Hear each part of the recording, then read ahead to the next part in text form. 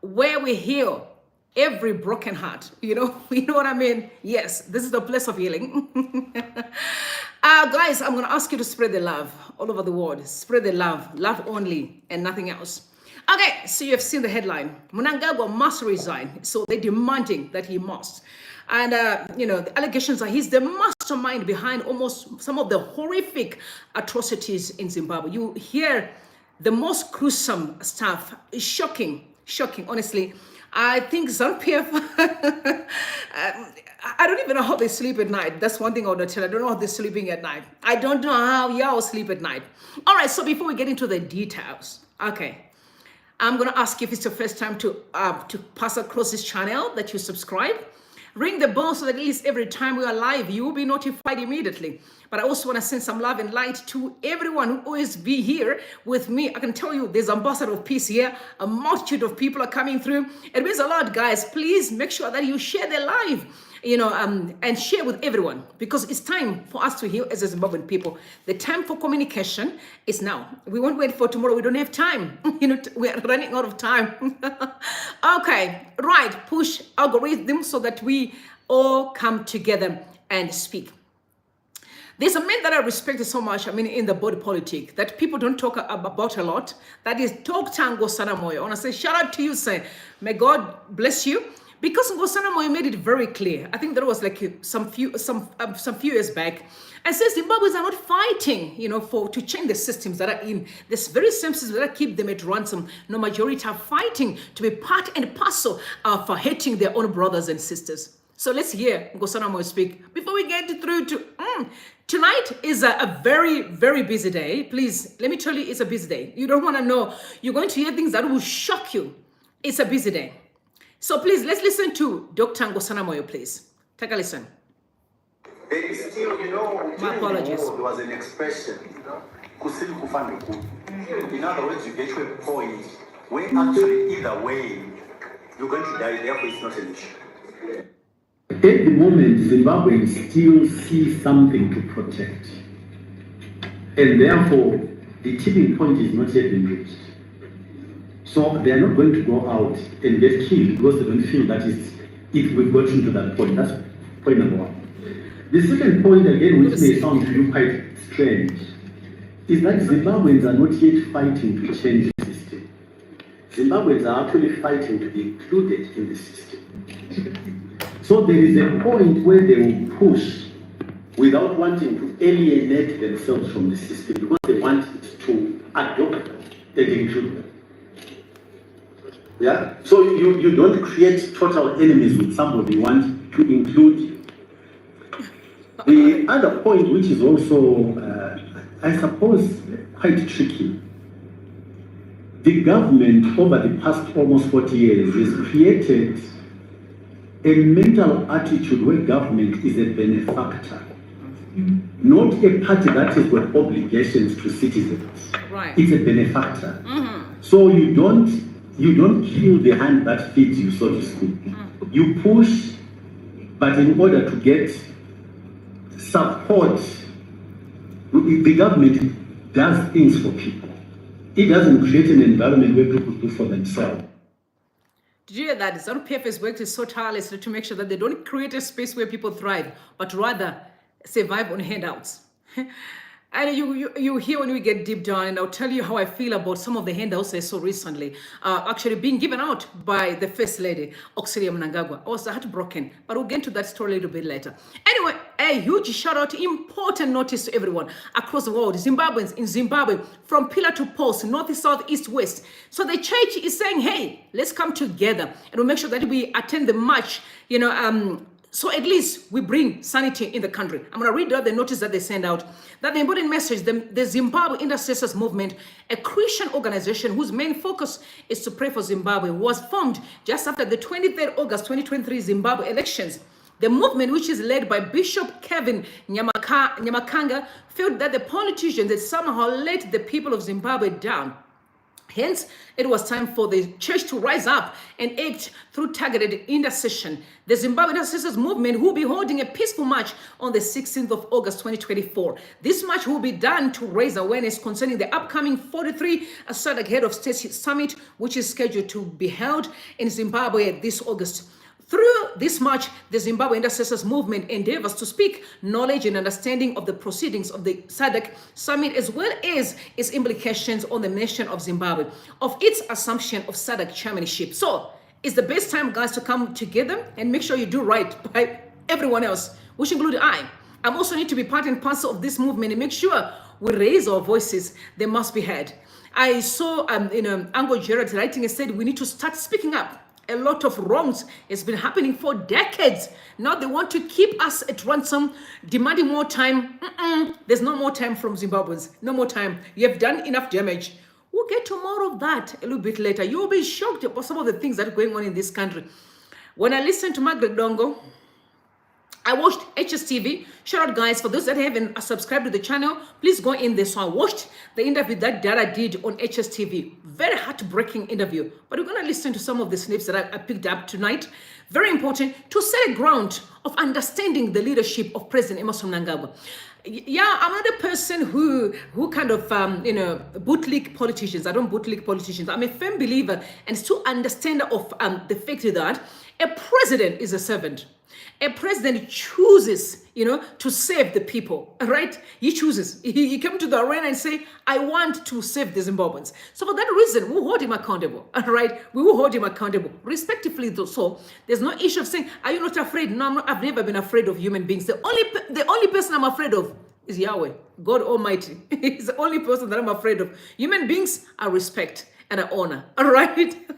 I don't worship human beings. It has never been me. I don't know if you still be there. Bootleg politicians, good luck for you. I want to know how long that's going to go, because you're simply worshiping people that are useless. Because let me tell you, your destiny is bigger than worshiping a person. The only person you should be fixing every day is God, not politicians. So let's take a listen to Margaret Dongo. What a heartbreaking interview. But I picked up something so powerful about the desperation of President Emmerson Mnangagwa to just get this 23rd, this third term that he is kind of trying. It will not work. Unfortunately, it won't work. It won't work. But what is so funny is that I saw a paper today, actually, where they're saying the Women's League, I saw a few ladies there wearing t-shirts for ZANU-PF, kind of cheering up and singing. Then I said to myself, this is not the representations of Zimbabweans. These are simply far friends who are doing their thing, and bless you, but that does not represent an entire Zimbabwe. That you expect us to now shrink our destiny and say, oh, the Women's League have spoken on our behalf that you must extend your term. Definitely not. That does not represent Zimbabweans. These are just people having fun. Why not? It's your political party. Y'all can do whatever you want to do. Nobody can stop you. But let's listen to Margaret Dongo. Very heartbreaking. Take a listen. vari kuadvocata for Mnangagwa to go beyond 2028. It's not their thinking. There are people who are used to create passage for a different agenda. And it won't be a surprise with Vanuatu actually to continue. But anyway, I can continue. For me, he won't be men enough. Because he's a lawyer. Being a lawyer, I want to believe that he will respect the Constitution. It can't be amended for him. But I'm doubting those. The idea of Anacha Barangu to only 2/3 majority. I think that was the thinking behind. But 2/3 majority will play around with the Constitution. That's when I want to see Maringandi Chingete and Dono to Zimbabwe. Not only that, yes, we are saying that the elections in Zimbabwe have been rigged. And SADC is already pronounced that. And he is going to be awarded the chairmanship of SADC by SADC. Can't you see double standards? Can't you see hypocrisy? Yeah.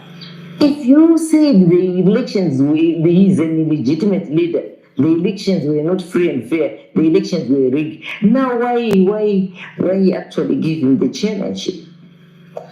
Any problem one watema. Plus this is always, if you go to South Africa, at least South Africa allow my demonstrations.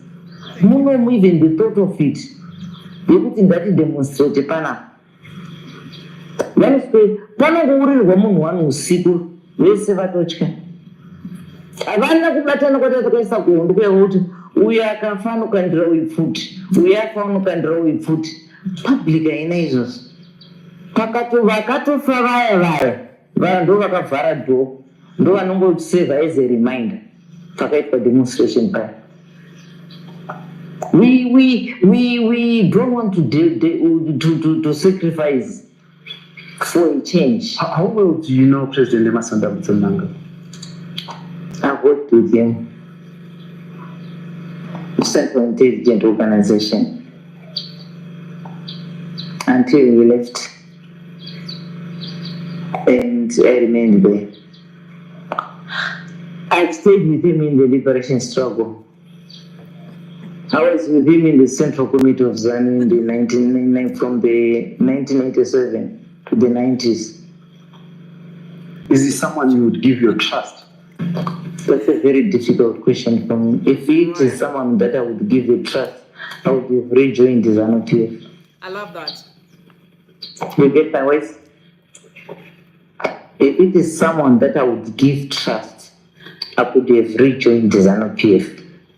Because ZANU-PF is an organization, it's not an individual. It's an organization. I would have joined because of the ideals that we fought for, just to pursue them. But it's a pity. By removing Mugabe, it's like we actually worsened the situation. Mugabe took 30 years to destroy, but 8 years, only 5 years. Now he's going to his second term, isn't it? It's only 10 years. Imagine given another 10 years, what would happen? We still sing like on a road, my clinic.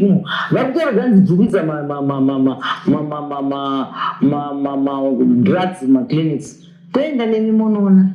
My clinics are Monachimo. Dead at Cording, my motor, quite meet Munogono, Zeton or Donofa. To go to my hospital in my room, my matter, I. Consider very much shape. Ah, you can imagine what if he's given another 10 life. Oh my God. Bring it up to the Smith and Garinan. Just Smith and Tomatara quality of the Samba Mafamadi. Yet it was Tomatara Jet was a Jama Fambani, Akusina. Akusina just studies. Michael Buzetum kind of went to Fleming Munonora from Tuna Mushonga. Michael Buzetum kind of was to Munora from China Muchona Mushonga. Only a few houses from here, we lost a young teacher. Like I in the hospital now. 4 days, and I want a treatment. Para hospital. She did a Mugavati. The important sign is a Mugu hospital. For hospital. It's a slaughter camp. It's slaughter camp as far as I'm concerned. Those that has witnessed something that we ain't moon. Like, imagine what you know what I witnessed. It's a long time since I've been to a hospital. As I my laboratories, the SI hospital, Muara hospital, Primisera hospital, I'm Sina are outside. Nobody knows who owns them. So can I wind up over Musha? Where's some big? With a lift. Where my post office club here, look over my laboratories. Where is the blood raco? The Garraco, where's the Takurama results? Where they now are hospital. And it's a big hospital like our hospital. We expected within my laboratories should be Muara hospital much. How could you see that? I was there. Uchiona wembedha wakadai. Uchiona munhu ari kuchema yeona. Aiyo, no. I came ndikashare pasocial media. But vakomana, no wonder why people are blaming us vachiti ndo zvamakarwira here. Ndo zvamakarwira here. Only kana kwaenda minister.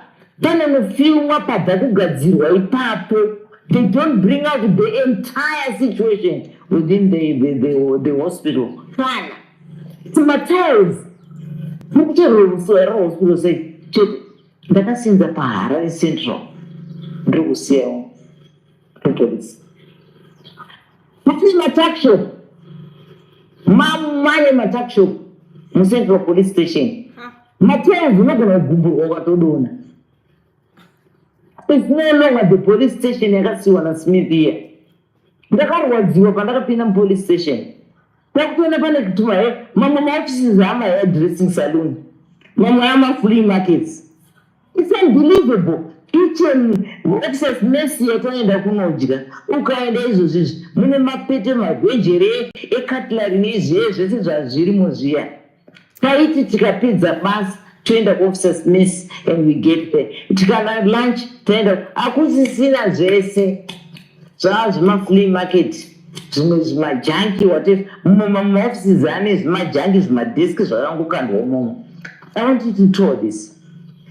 Chimbotowa imwendo koko kuti vanhu maZimbabwe vazive kuti hapasisina chiripo. It's not fun.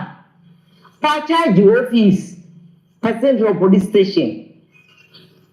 Ma-offices angari ma-offices ama-tuck shop ama-saloon mutsumo yacho ine ma-potholes matails yacho kukwatwa kuti ukarega kufamba zvakanaka unodonha kufamba corridor yataifamba riya tichiri kupinda pachine special branch takasenza kusine chine special branch SB paine ma-offices angari good and well maintained iye zvinezvi kana kwaisa kwati uise chikwere chehuku kana chemombe chemhuka dzinoramba asi munosenza ma-human beings ndomunosenza mapurisa umomo. It's a sad story. This country has been destroyed. Kuda a good example yekuti hanzi ye madhi anotaurisa handeipa hospital munoona munoramba imi kuti it's a hospital.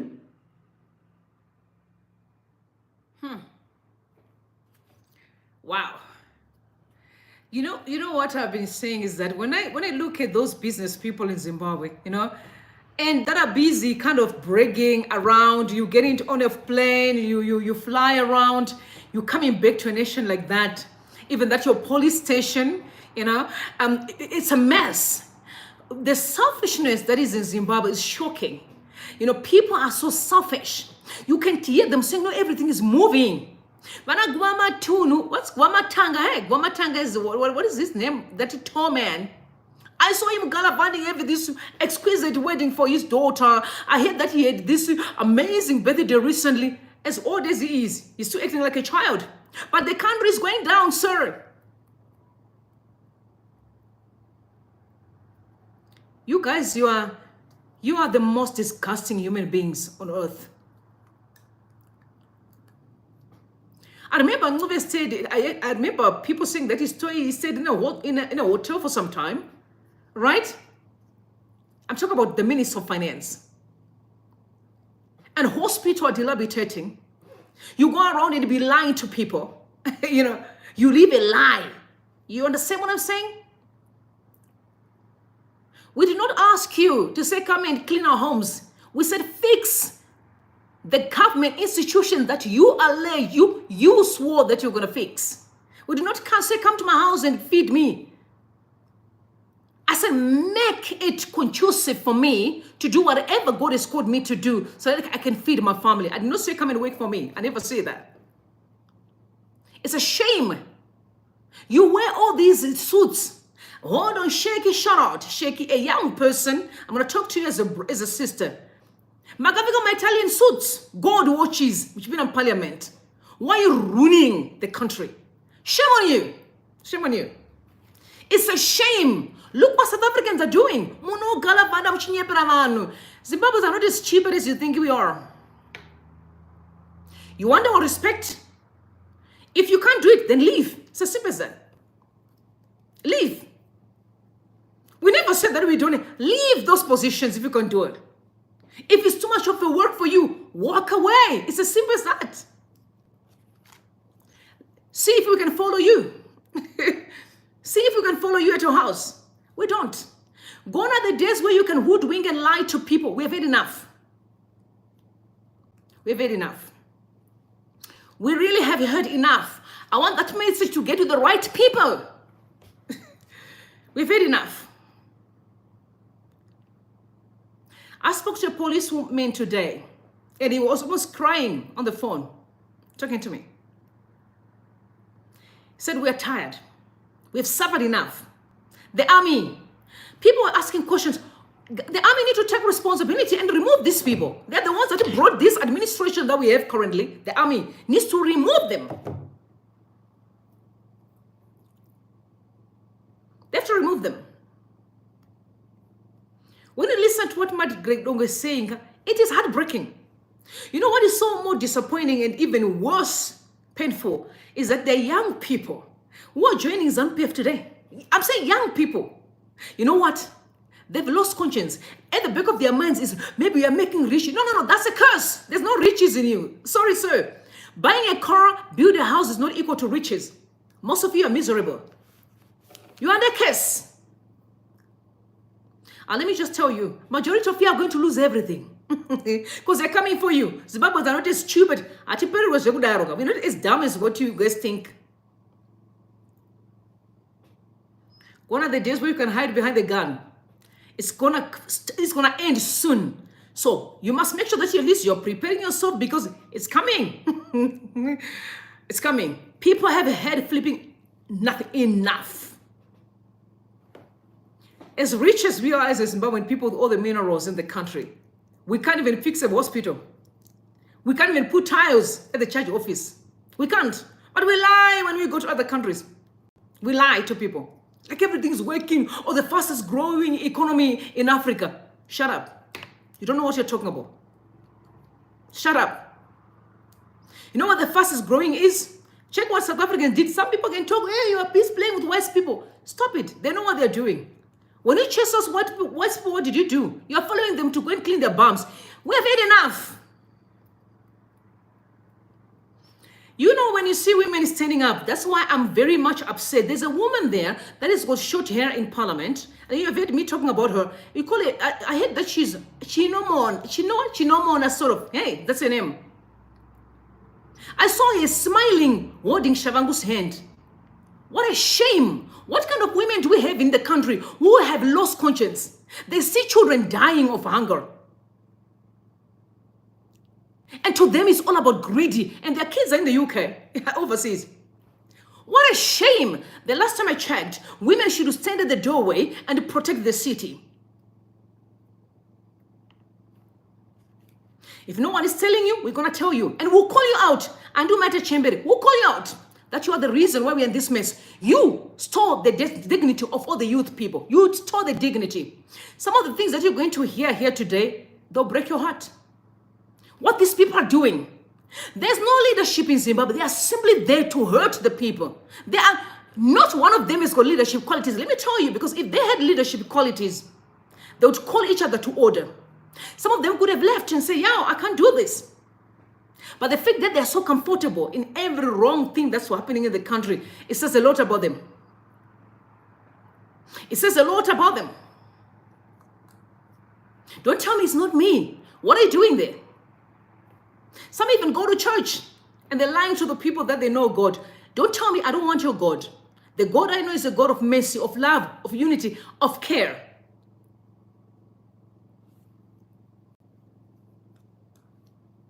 It is a shame. It is a shame. I'm not going to sit here, but I'm going to have to tell you. It's a shame to see women. It flabbergasts me. Every morning, say you're going to work, you go to parliament, pretending like you're fixing things while you're destroying everything. Lying to the people, deceiving the people, your own brothers and your own sisters. And you want my respect? Forget it. It's not going to come. Forget it. You want me to respect you respect yourself first. That's how it works. Respect is earned. It is earned. I was even more flabbergasted when I saw the first lady, Auxilia Mnangagwa, giving out as much machiras of my China. So my heart broke. You know what giving looks like? My understanding of giving is called sacrificial giving. Is you give what you can use. With the minerals that you guys are looting in the country, 15 billion Marange diamond. Yeah, who could afford to go and buy real blankets for people? Hospitals today, nobody could say anything. Maybe we could see hospitals come to our homes. Those air ambulances will be taking people from Bari because that's how rich we are. But know what you did? You have no working calls with your friends overseas who are filthy rich. We have got everything in at their doorstep to destroy us. And you expect me to smile at you. Forget it. In your lifetime, forget it. Forget it. You're giving my blankets to my oldest people. So my China. I don't know. You can bet them maybe, I don't know. Okay, I don't know how much they're costing, but I guess they're very cheap. Yeah, I know that. Cheaper.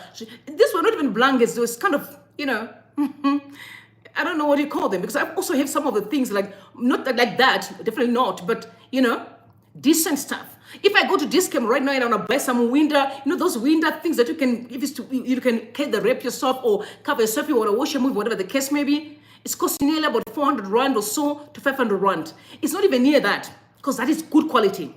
Those were Chinese, the last reject from China. The first lady, a president's wife, is giving people rejects. But we say daughter-in-laws, we're seeing them gallivanting, showing all their Gucci online. We see that. We're seeing everything we're watching. But the Zimbabweans are supposed to get the rejects from you. Right? The rejects.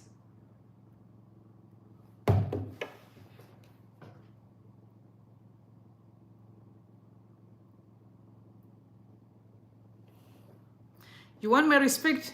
You respect yourself first. By how you treat the neighbor. I've always said, if I have to give you something that I can wear. I don't give out things that I can't wear. I don't. I will never give anybody anything that I can't use.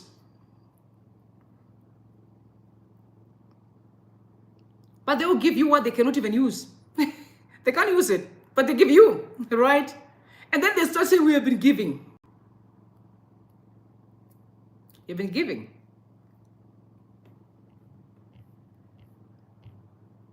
Then you're taking the poor, you give them some trinkets there. And then you come and say, come in, Galavani and light that we want more time in the office. Excuse me, more time. To do what? To do what? What are we benefiting from all these things? What are we benefiting? You're simply wasting our time. Unfortunately, you're simply wasting our time. What are you doing? You want more time. To do what? To do what? There's a woman who was arrested. Her name is Priscilla Mufumira, sort of. I don't know most of their names because when people are not important in my life, I don't keep their names. They're not important. These people have caused pain in the country. There's nothing good about them. In fact, these people deserve a curse of God on them. Up to the 7th generation. Because a woman, according to the sources, she was actually accused of looting almost 90 million. I'm talking about 90 million US dollars, man, that belonged to the NASA people. So this Zim Live are actually reporting that the former Public Office and Social Welfare Minister, Priscilla Mufumira, acquitted today after being tried for alleged corruption at NASA involving 90 million US dollars. Magistrate Ngoni Nduna just promoted to High Court.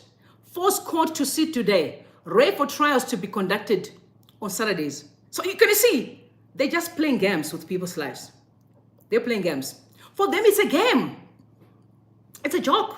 It's a joke for these people. They will create stuff that doesn't work. They just lie, gimmicks every day. Games with people's destiny.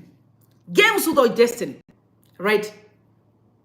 Games. Playing games. That's what they're doing. Now, here's the thing, Mrs. Whatever you're called, Mrs. or Miss, whatever you're called, Mufumira, Mem, whatever you are. Let me just make this very clear to you. They're coming for you. You're going to be arrested again, and you have to pay for it.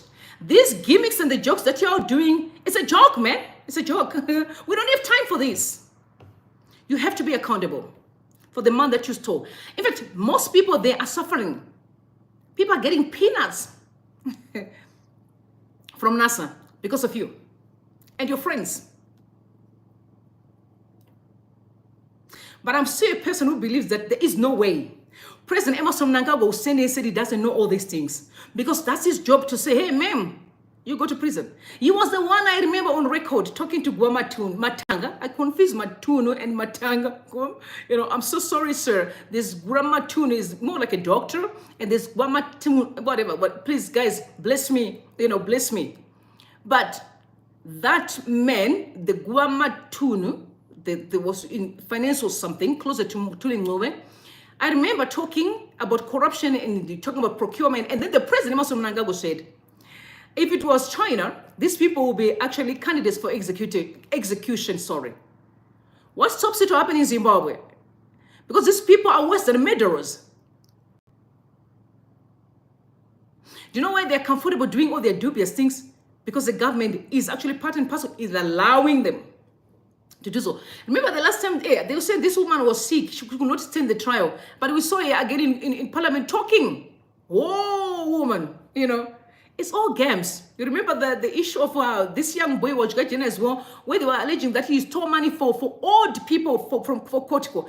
The case these people are getting, forget about the atrocity, the crimes they're committing, where they should still need to face, you know, to face with the courts. It's coming.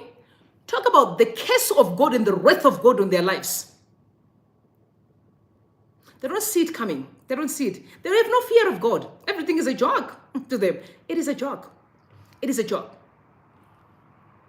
Now we are hearing that 400 bodies, dead bodies, cross SA border into Zimbabwe every month. 400. People are crossing to go to Zimbabwe dead from South Africa every month. 400 people. Yes, I confused the two. Thank you. And I'm going to say to you, Zimbabweans, because you know you're my family. Young people, I want to make this clear. It's just that we have got a very broken system in the Zimbabwean community. So we don't know where to start and where to go, but I want to tell you something. Don't play with your life. Don't play with your life. Young people, I pray and I call, please, if you get in Johannesburg and you're new in South Africa, whatever the case may be, get hold of me. If you can, send a message or whatever you can, Facebook, be it, TikTok, you know. Stop selling your life for cheap. Young people are praying, I'm asking you. Because I remember one doctor went to X and said, and he said that his heart breaks because he's seeing quite a number of people who come back to Zimbabwe with nothing but except diseases. And I'm saying this to most young men, young girls. Don't sell your life cheap. You're worth more than rubies. You're special, you're beautiful, you're amazing. Don't do that. You don't sell your body. Okay. You don't do that. Respect yourself. Don't let people fool you. I've heard people say, no, but you can be sick and take medication. It's not everybody who lives, because medication requires support. And some of you won't have support. Please love yourself. Take care of yourselves. If you want to gallivant, then play safe. Be smart. Be wiser. But I've always been an advocate for abstinence. That's what I believe in. I've always been an advocate for abstinence. You know why?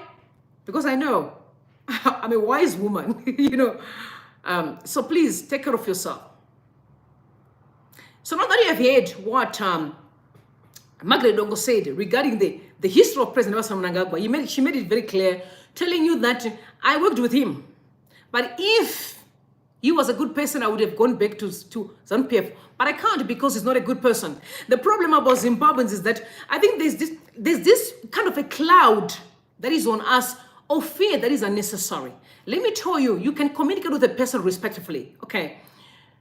We need to get to a point where we have real conversations, because I'm afraid we can wake up tomorrow and have a different leader.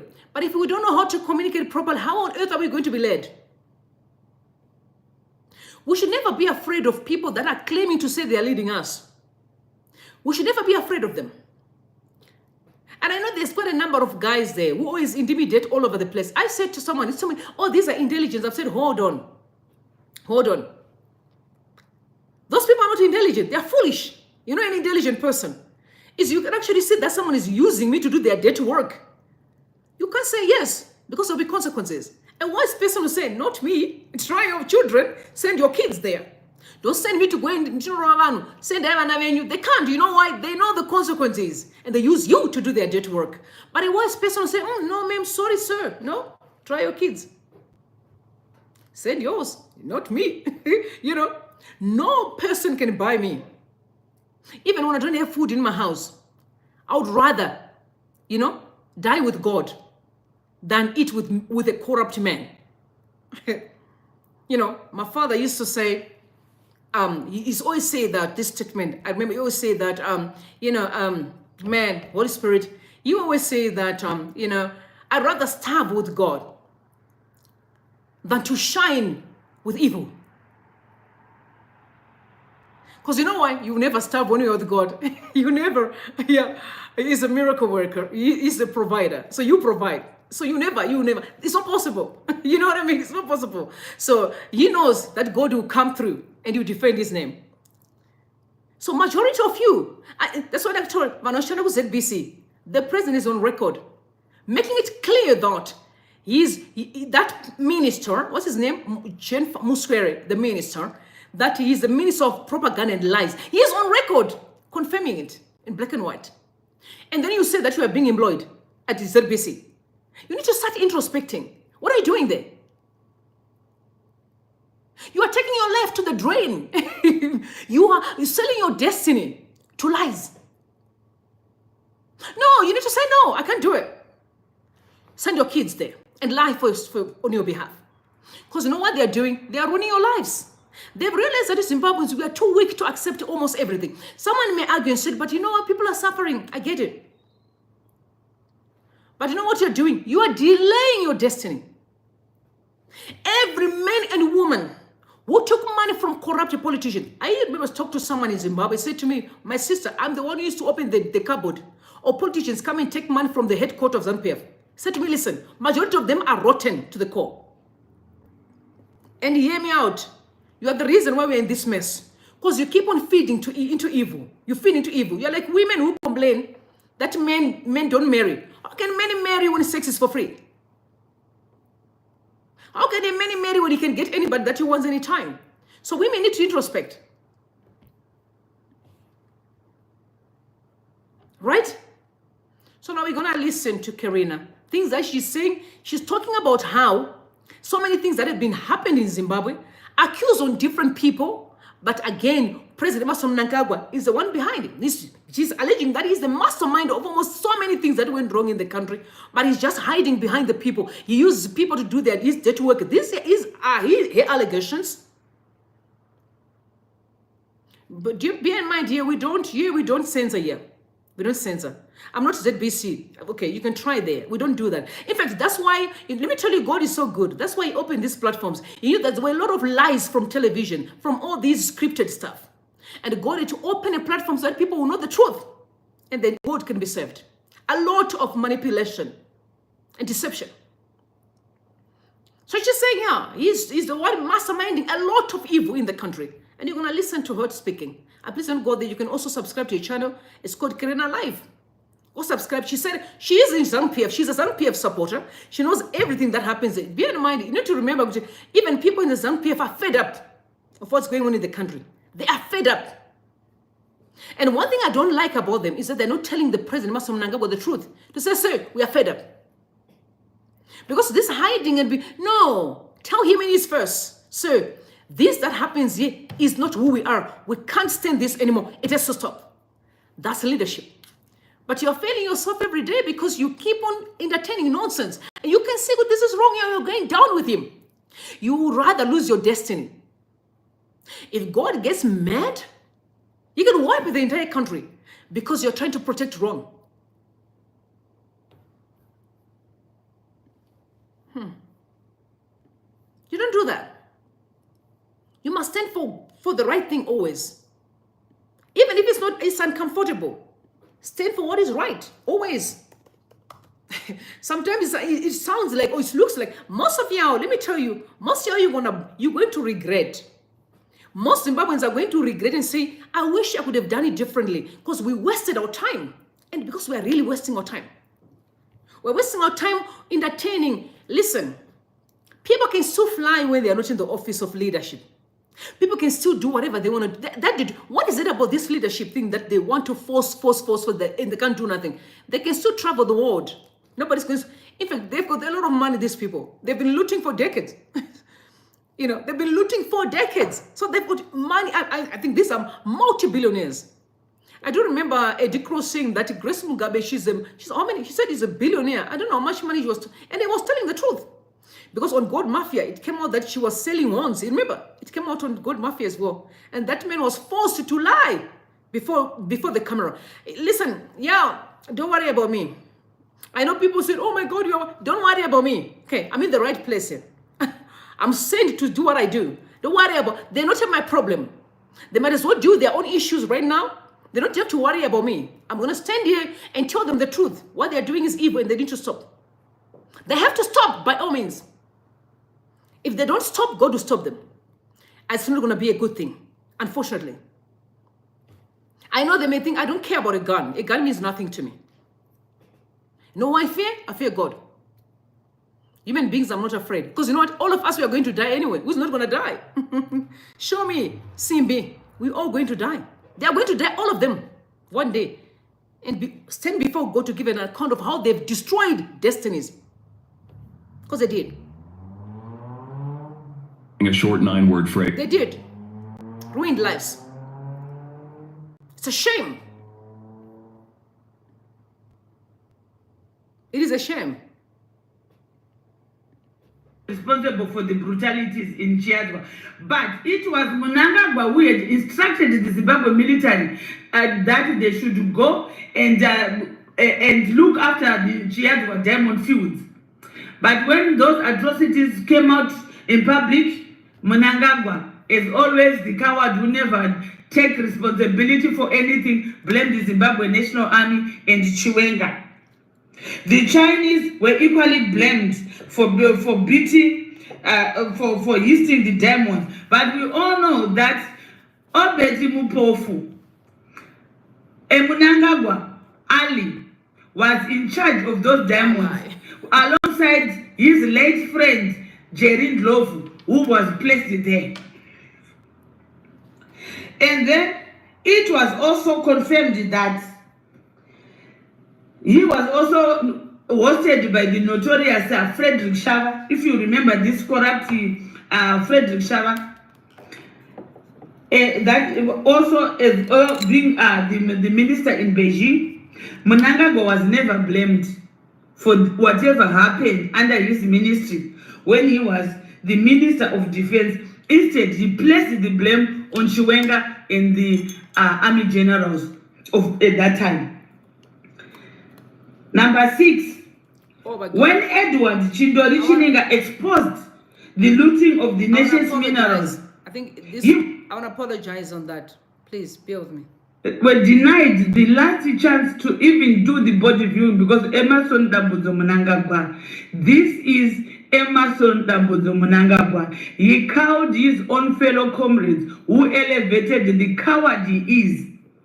And instead, because of fear, he killed them.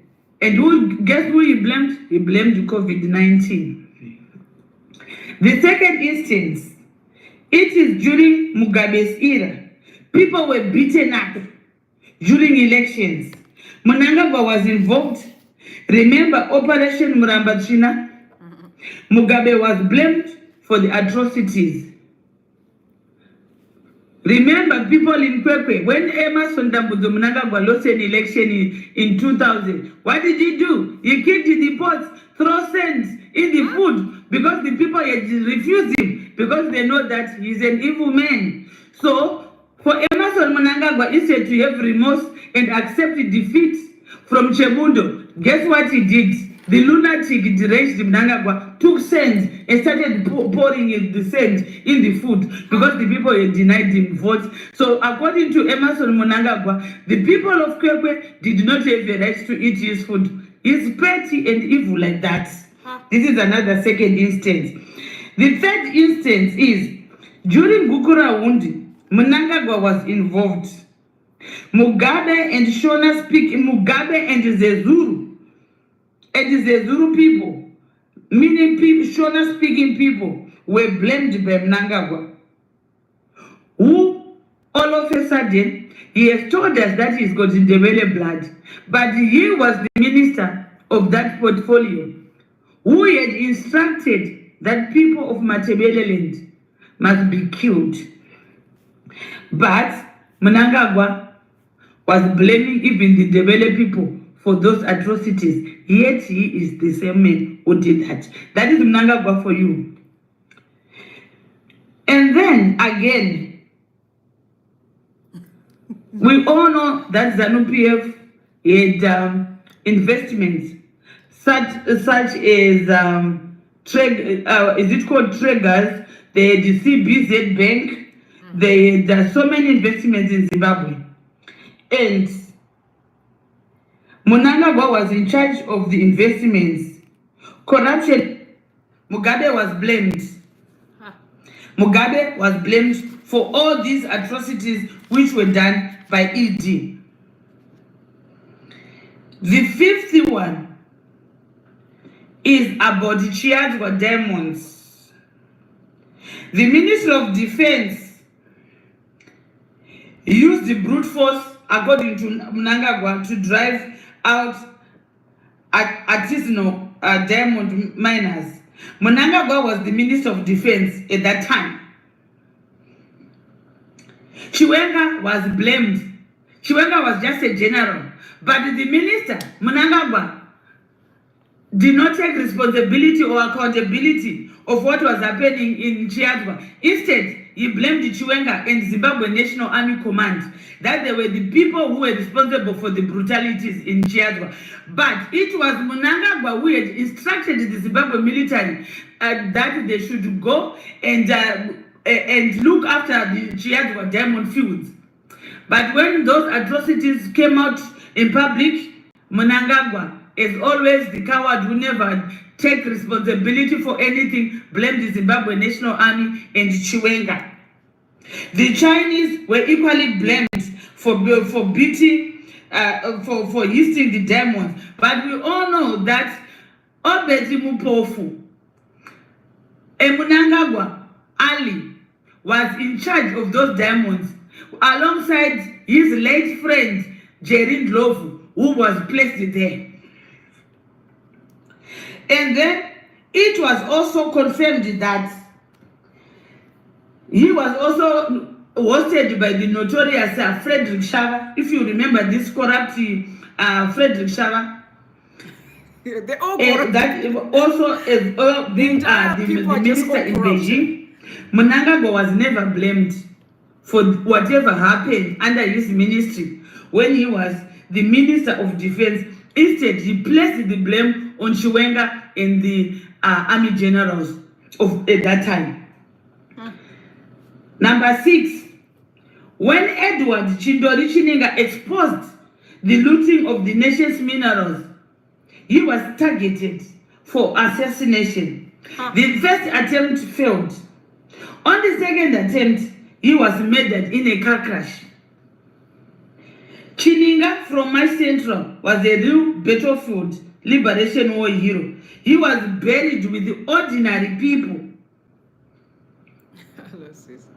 He was buried like an ordinary pofu because of Emmerson Dambudzo Mnangagwa. Because all this was engineered by Mnangagwa, that Mugabe was also blamed for the assassination of Chindori Chininga. And Zimbabweans choose to leave Mnangagwa untouched. For how long? Here again, you remember the famous Command Agriculture. In Command Agriculture, Mnangagwa was the center of the scheme. His attack dogs like Jones Musara were openly praising Mnangagwa for his role in the program. They told us Mnangagwa cared about food security. When the scheme turned out to be a massive fraud, Kudata Gwire was blamed because he was the one who was paraded in front as the one who was behind Command Agriculture. As always, Emmerson Dambudzo Mnangagwa will look for a nini, the likes of Kudata Gwire, Daf Korera, Wikineo, Chivayo, to parade so that they will take the walk of shame on his behalf. And in this instance of Command Agriculture, it was all fingers were pointed at Kudata Gwire as the biggest looter. Yet we all know that it was Emmerson Mnangagwa. Asilumumba, another Mnangagwa Yaping Pudu, publicly implicated Tagwire by calling him Queen Bee.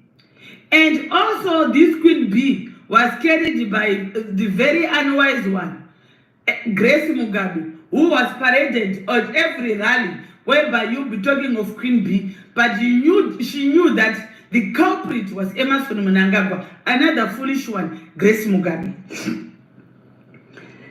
And then after the Queen Bee thing started, we saw Grace Mugabe started a dangerous mission of attacking high-ranking government officials and party officials. Mnangagwa was one of the most vocal cheerleaders. He was cheering Grace Mugabe. But Grace Mugabe, because she was foolish, like she's not a soko, she took on Mnangagwa's cheerleading, and she went on a rampage like a mad woman. We saw Grace Mugabe attacking Joyce Mujuru, humiliating Mary Mujuru. Even Grace Mugabe calling Mary Mujuru kuti antina ufanana nevaka pisira varume mudzimba. Grace Mugabe, you need to tell us what you meant kuti Mary Mujuru vakapisira murume wavo. You were spreading a wrong narrative, trying to blame Mary Mujuru for something you know Mary Mujuru never did, and because of ED was cheerleading you. We also even saw during that moment of madness of Grace Mugabe calling and humiliating Mary Mujuru, ED stood and even insulted Mary Mujuru and calling Mary Mujuru chanana chitoko toko chakadero.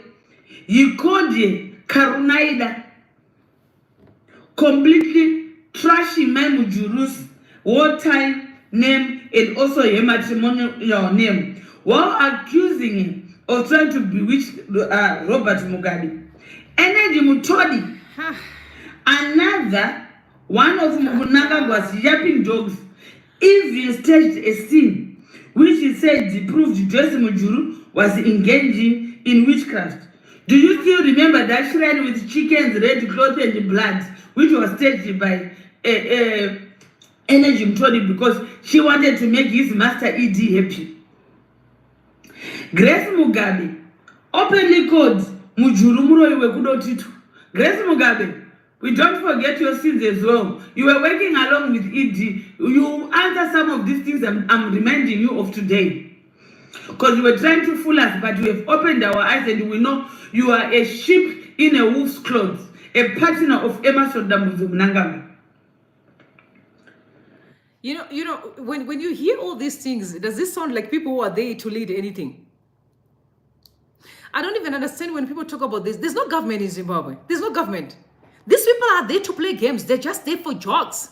The stories you hear are just so stupid. I mean, like each and every one of them is got an issue. And you begin to ask yourself questions. Yo, do you even know what government looks like? Or what you go to do is to do the job.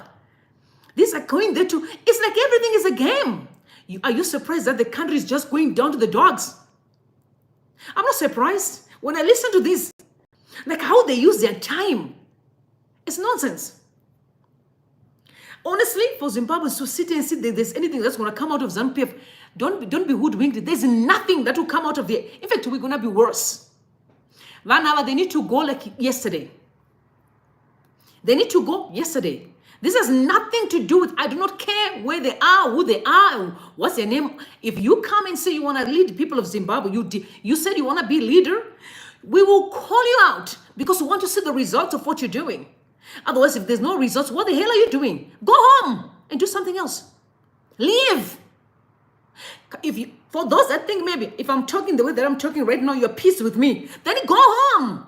What the hell are you doing there? If I'm pissing you off, just say, that goes, oh, Rumbi is pissing me off. Then go. We can bring someone else who will replace you just like that. As long as you're sitting in the chair, we're going to call you out. Stop wasting our time. Because you guys are wasting our time. Children, most kids are not going to school today in Zimbabwe. Roads are a mess. Karuti katange kikumusha. Most of my roads are in between me and my roads are pakat me and do my roads are more rare.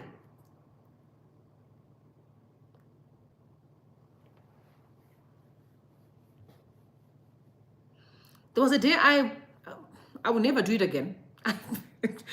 I booked a flight for 8 a.m. Me and my big head hoping I can come back and go to a meeting. Hey, the traffic.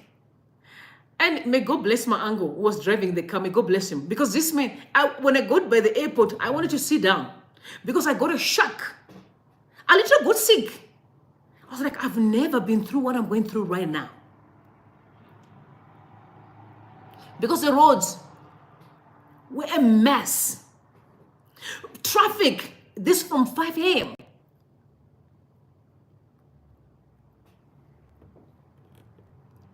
No. No. I said, if you're pissed, leave. It's as simple as that. Why is this Zimbabweans? Why are we really ruining our lives here? Any person, anyone in the office in the government who feels like we are calling you out and you're pissed with, leave. It's as simple as that. We'll replace you just like that. There's nothing fancy about you. You're simply wasting our time because nothing is working in the country.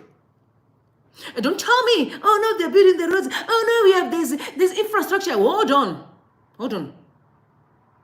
Just because there are people in the diaspora who are sponsoring houses there does not make Zimbabweans rich. So many people are suffering. And in me, I stand with the poor. I don't care about any person who call them. You call these elite people. Why do you just give people names that they don't even deserve? Some of these things that you say, every person who's looting in Zimbabwe is not even supposed to be called an elite. But call them the casting thugs. Call them by their name. Mbava. That's their names. Don't try to give people some fancy names like, oh my God, these are elites. Excuse me. There's nothing eliting by keeping people in poverty. There's nothing fancy about it. There's nothing fancy about you getting out of your house in Shishawasha. Nothing fancy. Because let me tell you, it's not benefiting the poor at all. You driving expensive car does not benefit Zimbabweans in nothing. In fact, it's costing us so much. Because within the camps of your friends, because you have taught each other that you can just get anything when you don't work for it. Now you are all clamoring to have things that you have never worked for. All of you. You are clamoring to be seen. I must be seen being the better and being in town. Poverty mentality, a group of liars. Someone has to tell them the truth. I saw a picture of Wikino Shivaya. Maybe it's a Gucci shop or something. You know why? Because you're cast. These people don't even know what they're doing. You are under a curse.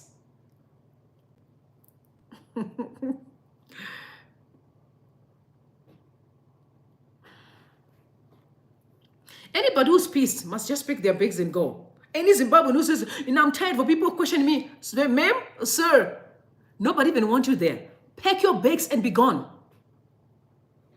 Leave. Okay. If you think you're questioning you for being in government and not deliver, pack your bags and be gone. And you see if people follow you. Definitely not. We also saw Grace Mugabe Who, in all this, the person who gained from the attacks of Maimujuru was Mnangagwa. Zimbabweans blamed Grace Mugabe. But unknown to Zimbabweans, Grace Mugabe was being used, whether knowingly or unknowingly, by Emmerson Mnangagwa, also anchored by this other one, useless one, Xavier Kasugwere, because Xavier was greedy of power in National and Central. So he became an instrument in fighting Maimujuru alongside Grace Mugabe. Kasugwere and Grace Mugabe terrorized Maimujuru, Goche, and all the National and Central ZANU-PF high-ranking officials, because Kasugwere was greedy for power. And where is Kasugwere now? Living as a refugee in South Africa. And up to now, he still has the question to be used by Emmerson Dambudzo Mnangagwa. And we know that everyone knows that Grace Mugabe was the doofus and a loudmouth nobody who eventually took the walk of shame in November 2017 after willingly allowed herself to be used by Emmerson Dambudzo Mnangagwa, Opam Shinguri, Kasugwere to humiliate Maimujuru and all the great war veterans of National and Central like Comrade Goche.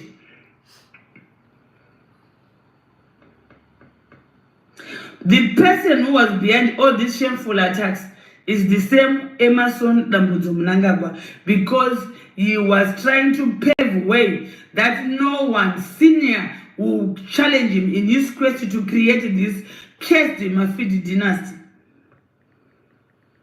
At the end of all this, the Gamma talks, Zipuguto fallout, people pointed fingers at Grace Mugabe. Of course, people had to point fingers at Grace Mugabe because she was the doofus who had no wisdom to see that she was being used.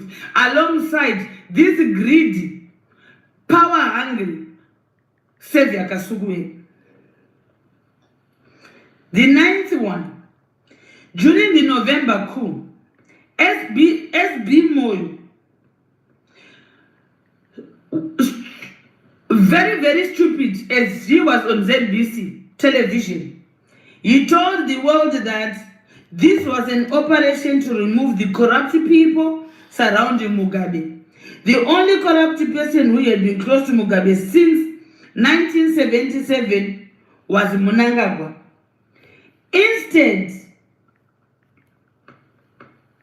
Instead of getting rid of him, the soldiers foolishly, I repeat, the soldiers foolishly wanted to murder, according to what we were seeing in the reports, that they were baying for Walter Mzembe's blood. As for Kasugwere, Xavier Kasugwere, he deserved what he got from the soldiers because he was working with ED. So because ED didn't want to work with any Zulu person, he went for Kasugwere. So for Kasugwere, for the sins he did to Maimujuru and all the Mass Central hierarchy of ZANU-PF, he got what he deserves to be a refugee in South Africa there.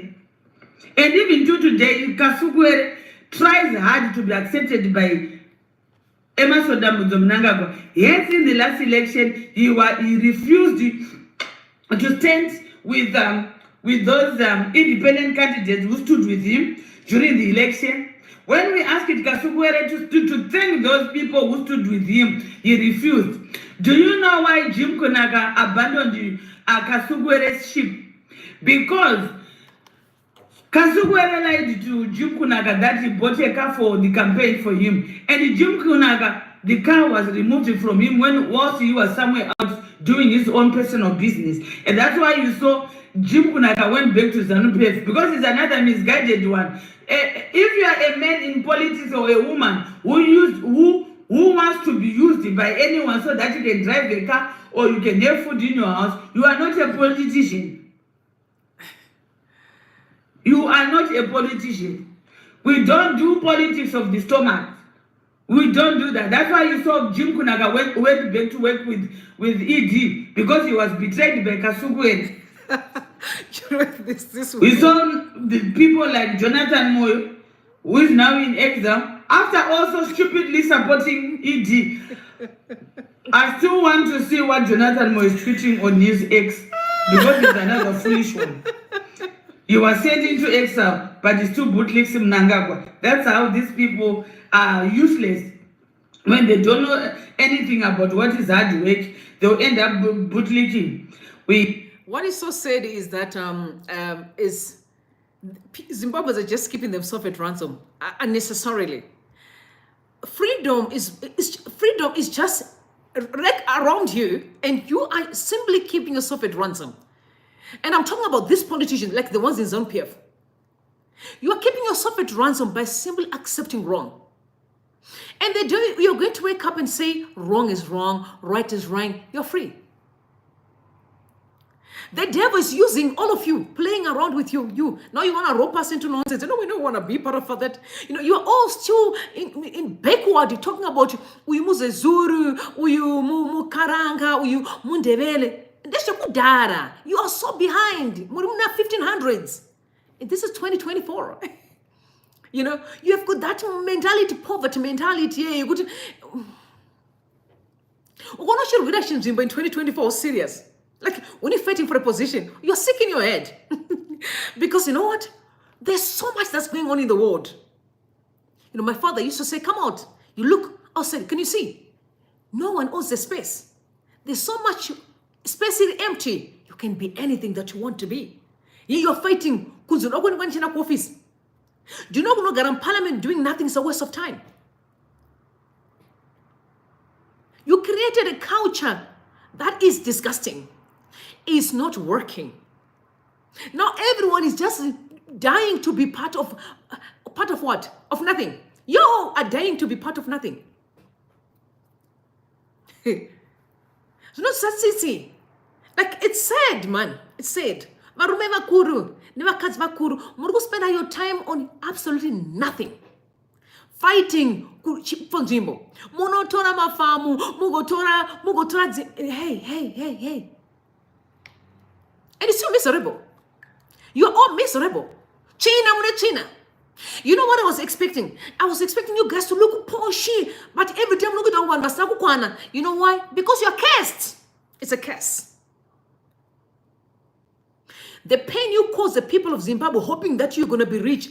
No, rich, that's not how you become wealthy. Wealth, you create wealth by working little by little, by building. It's a process, right? There's no overnight success. It has never been. That's why a child has to start as a baby. You take them, they start much combine, they don't take a God made life that way. It's a process, right?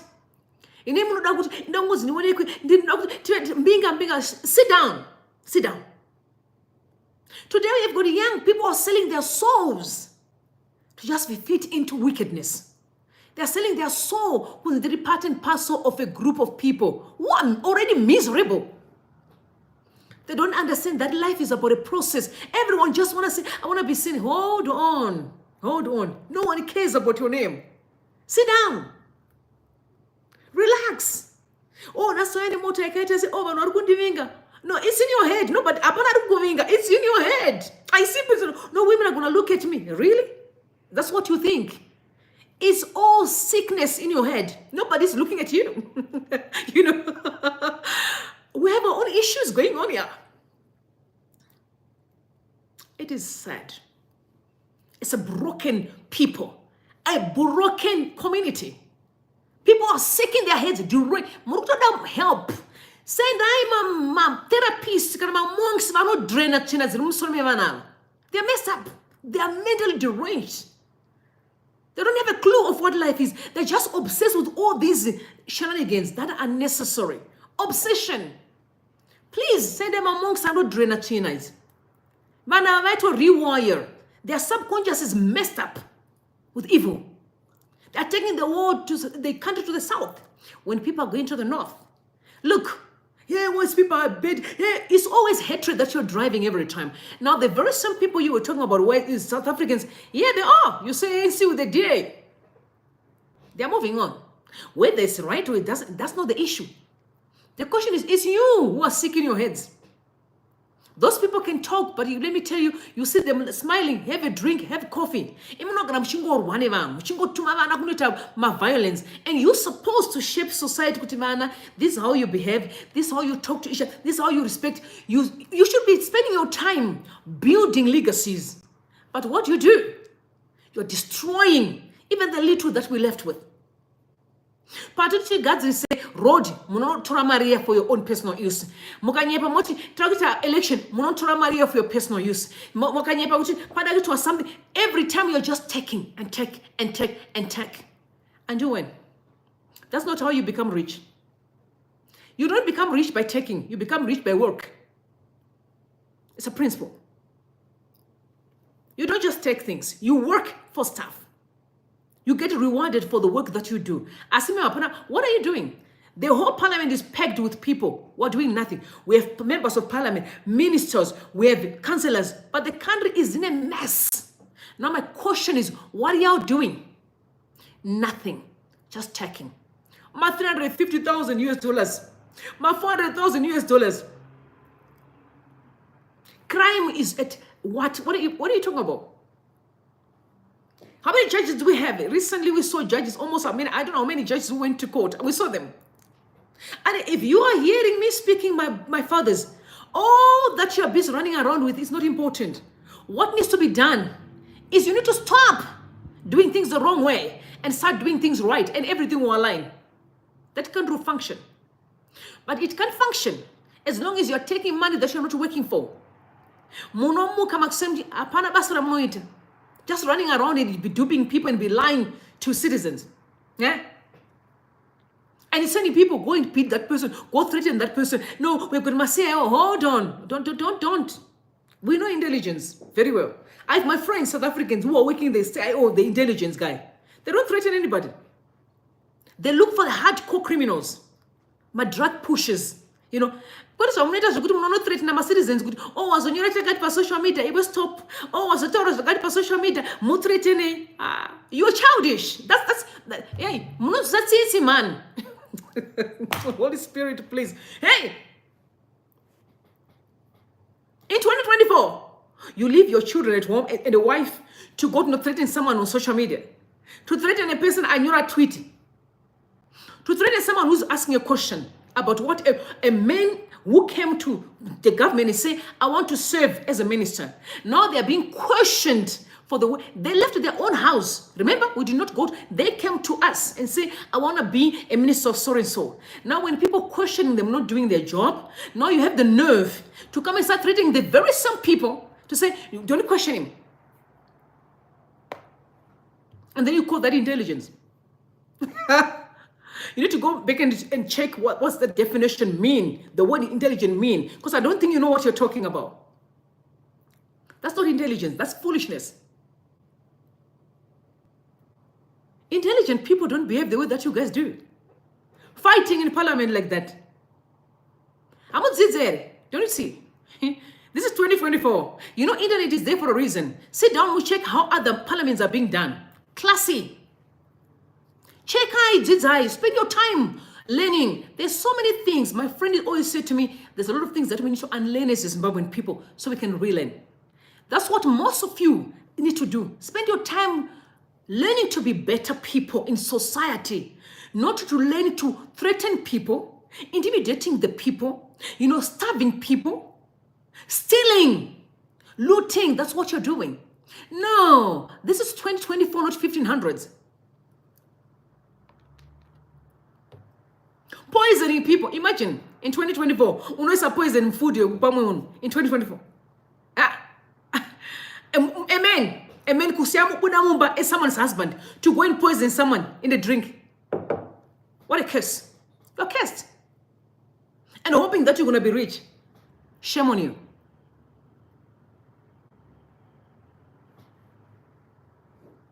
It's sad. It's really sad. The whole place needs to be revamped. They are mentally deranged. The entire people are messed up. The only way Zimbabwe will be okay is when we go back to the drawing board. Right is right. Wrong is wrong. Notwithstanding who did it. Right is right. wrong is wrong, notwithstanding who did it. That's why I've got respect for Senegal. You know, Senegal, where they just immediately elected a 44-year-old young man. In Senegal, they've got what they call the Council of Elders. So the president is not the powerful person. They've got what they call a Council of Elders. So you go there. So that president that you saw, that young man, went there and he was given a torch. So the Council of Elders have to approve that leadership. Zimbabwe needs that. Need the Council of Real Elders. Why did the fake church people are lying, man? You're just doing nonsense, lying to the people, deceiving people around, causing a mess. If the church was authentic, and I'm not saying everybody, but I'm saying if the church was, I'm talking about the church across Zimbabwe was authentic. Everybody who's claiming to be knowing Jesus Christ, we won't be in this mess that we're in today. Because our actions don't go, and they are going against what the Bible says. Church is not going to the four corner walls. It's your works. Church starts when you leave the building. It doesn't start. Church is not about when you're singing in the church and be jumping like it's working. Deceiving people every time. In every church, that's not church. Church is your works. How do you treat your neighbor? How do you treat the people around you? How do you treat your family? How do you treat your wife? How do you treat your, that's the church. Kwete is, I'm not telling my jokes. You're playing games. You're not serious. You're playing games. You're joking. You're joking, actually. That's why you're miserable. Pillar to post. Bootlicking people who don't even deserve respect, actually. Majority of them, they don't. Because their actions don't. You know, listen, I know how to respect people. But don't ever think you can do wrong and expect me to say you're right. No, I will never. My father knows. I stand for the truth always. It's the truth or nothing. In fact, people that know me in Zimbabwe, they are much aware of who I am. And they know what I stand for. It's the truth or nothing. It's not negotiable. Yeah, even if you believe or you don't, that's your problem. But I'll tell you, it's right or wrong. That's how it is. You know why? Because I'm going to be held accountable before God one day. Give it an account of how I've lived my life. So with that being said, I'm going to stand for what's right or nothing. It's not negotiable. We are being robbed with China, man. China, we are so die, we are so not die, we are cannot. Hey, we don't have time for this. Because what you're doing is that when you're into a government space, you're letting us sing drama. We don't want movies. We want to see people who are doing the work. Because when I'm listening to the ZANU-PF charade here, what I'm listening here, I'm simply listening to a people who have dragged their mess from their homes to bring it to us. To be a part and parcel of that. We're not interested. We're not interested. Kanamada gutazana, iwe uri toko, iwe uri chi, whatever you want to do. But please, make sure that you don't rope us into it. Because we know, personally, I ain't into a gumboga, but it doesn't bother me either. It doesn't bother me at all. Because that's not important. My goal is to love you. Whether you're Moyo, you are Chi, it doesn't bother. But I mean, you're so obsessed with Snabasa.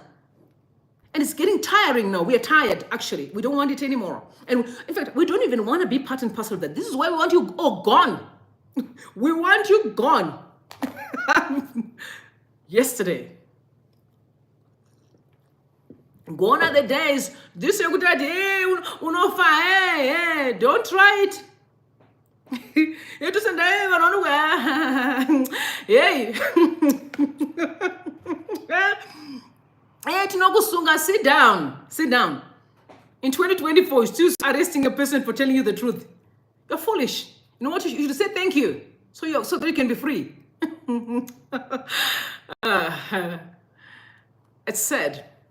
It's actually sad. They're spending time just wasting our time with things that are not important. When I'm listening to all that Kerina said, I told you Kerina is a ZANU-PF supporter. I'm not a ZANU-PF supporter. I don't even know what they're doing in that place. But when I'm listening to their stuff, I feel pity for them. I really do feel pity for them. What are they talking about when they meet? What are you guys talking about? If you don't become better people. Because I'm a firm believer that if you have to be my friend, if I have to sit down with you, make sure whatever that you're saying will make me a better person. But if it doesn't make me a better person, what are you talking about? Then what are we doing? What is the friendship all about? If I have to be taught how to hurt someone else, you're poison. Because Banava, they're just hating each other unnecessarily. Guys, in a government space. I didn't know that this was just as useless as they are, honestly. Like, I'm shocked. I'm not surprised. The country is a proof that they're doing nothing except bring drama. Like we want to watch movies. We have no time for watching movies. We want to see a country that functions. Our children deserve better than this. My heart bleeds for the youth. My heart bleeds for those especially those that they've been robbed into drug addiction. Because you're gonna hear the people that are actually behind the drug addiction. You'll be shocked. Guys, please stop wasting our time and stop deceiving us. We are sick and tired. We want you gone. Like I told you earlier on, Zimbabweans, any person you hear, be it a minister, a member of parliament complaining, tell them straight in their face, sir, no one is forcing you to be there. Leave. Anyone you hear saying, oh no, they're talking about, tell them straight in their face, sir, no one forced you to be there. If you will say people are talking about you, leave. As long as you're in that government, we'll talk about you. We'll call you out.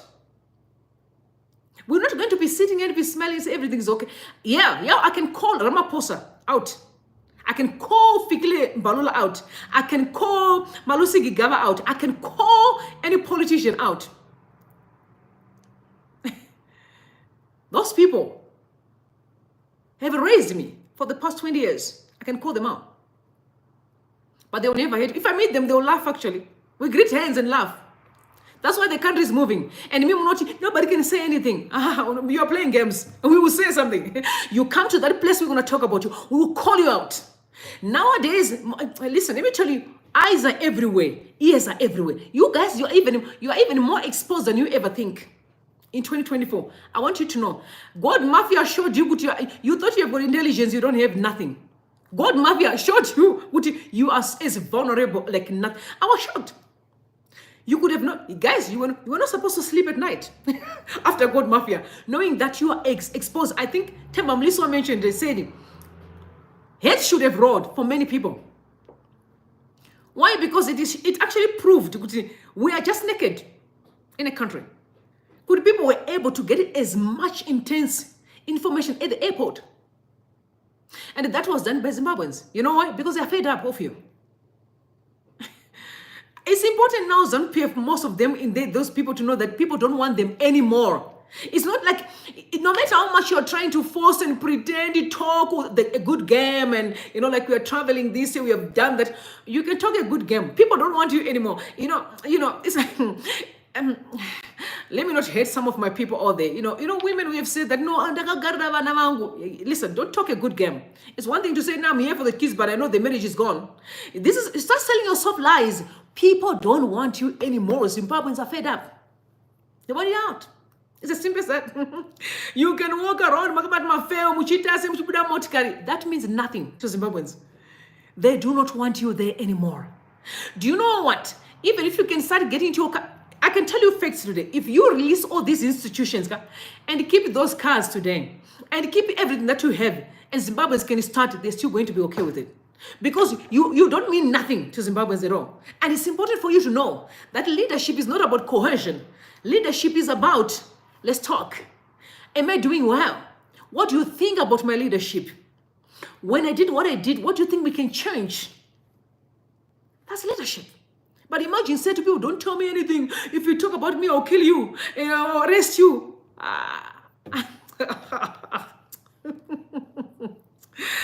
Yeah. It's sad.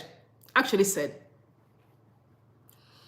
Sometimes I get shocked with Vanama. They've got kids. Some of them I hear that they're in Europe. Some of them are there in Zimbabwe. And I'm like, as a child, you call your parents and say, Dad, this is not okay. Mommy, no. This is embarrassing us. Because remember, your parents will die and you're face to face with the people. Let me tell you, it's going to rain, yo. Young people, don't be fooled. These trinkets and the lifestyle that you guys think that you are living, you're better than others. This season will pass. And then the fact remains, you're going to feel so bad of what your parents did. Looking back, you know, when you turn to the left, they're like, don't say anything, it's your father who did this mess. Imagine, you don't want to live in a country like that. Tell your parents, Daddy, what you're doing is wrong. Mommy, this is not okay. Let's treat people with respect. But you're also obsessed with this all power and greed thing, you're running up and down, but you don't know that there will be consequences in future. Some of you, I've heard people say, no, but they can leave the country. Yeah, there's something called ancestors. You always hear President Emmerson Mnangagwa tell you about where his parents were buried. There's that connection that you can't run away from your parents. There's a connection. Like I can feel my ancestors sometimes, my grandfather, you know. I can't even begin to fathom me being somewhere and I can't go and see where my father is or where my mom was buried. I can't. There's that connection. They will need it. Don't be too relaxed. Mushifarisa. Tell your parents what you're doing is wrong and stop. That's how children are. You give your parents help and say, your actions are not right. We will suffer the consequences of your actions because things are going to change. And we'll be calling you out. Can you feel that the winds are changing? Can you see that things are changing? There's Zimbabwe that is coming up. You can't hide. There's no more crooking thing. Nobody, you'll be caught just like that. All this that we are doing is setting the ground. You can't do any corruption in that country and get away with it. The Zimbabwe that is coming. Unfortunately, some people have to pay for it very heavily. And I want to say this to young people there. And I'm telling you the truth so that you know. There's new Zimbabwe is knocking at the door. Don't think there's no cover for all information. It's knocking at the door. It's knocking at the door, not only knocking. If you are being used to do the dirty work for these old people, yay! Some of you are going to live all your life in prison. Don't do it. They're watching you. Don't say I didn't warn you.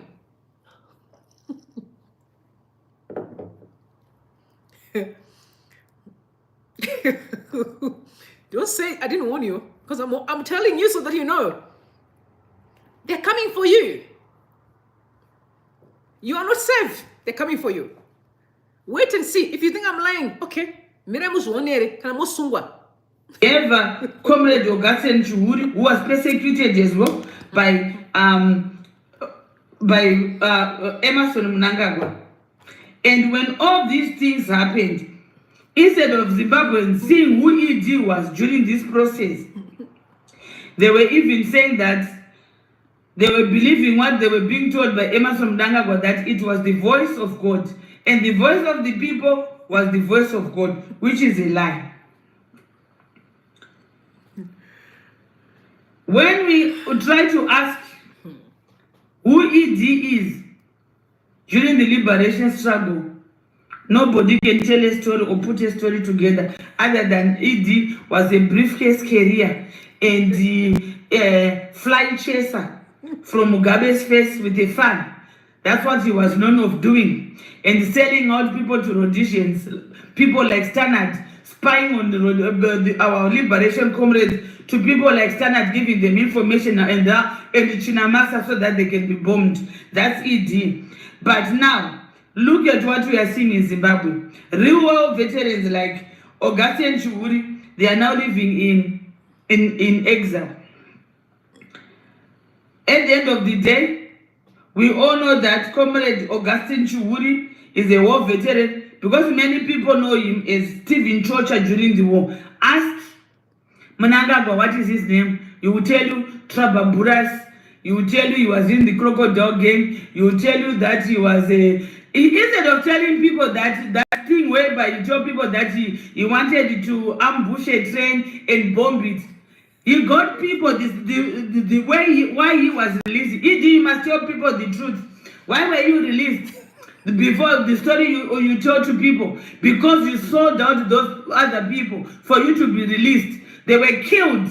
You've got blood on your hands. That's why you are a deranged, cold-blooded killer. Because you have been killing people indirectly, selling them out for your own survival. And you are still doing it.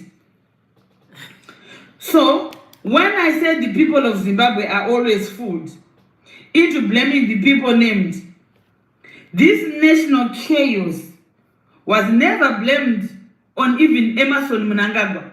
They're always being told, especially Varagashi, putting a wrong narrative. Zimbabweans, open your eyes. Who is Emmerson Dambudzo Mnangagwa? The 10th one I've put together. Mugabe was attacked by the people of Zimbabwe for trying to establish a Mugabe dynasty. That lie started off within Mnangagwa's successionist camp with people like Philip Chabata, John Musara, a well-known sellout who even had alongside this one the sacrifice to the British police, William Chinanga. They once had this called government in exile. This John Musara. But because John Musara comes from Bigita, he was saved. He's even in Emmerson Dambudzo's government. And William Chinyanga is in prison. But his fellow person he was working with against the Zimbabwean government and against ED is there in Zimbabwe, John Musara, a sellout. That's who ED is. So Zimbabweans, be worried, stand guard, and open your eyes, open your ears around who these people you associate with. These Emmerson Dambudzo Mnangagwa people, they are dangerous people. If you speak to William Chinyanga, he will tell you one or two. When we were told that Mugabe wanted to have a dynasty, the Varagashi ran with it. And also, I don't know how the security forces of Zimbabwe were convinced of this lie. We end up seeing that Operation Restore Legacy. And is this the legacy you wanted?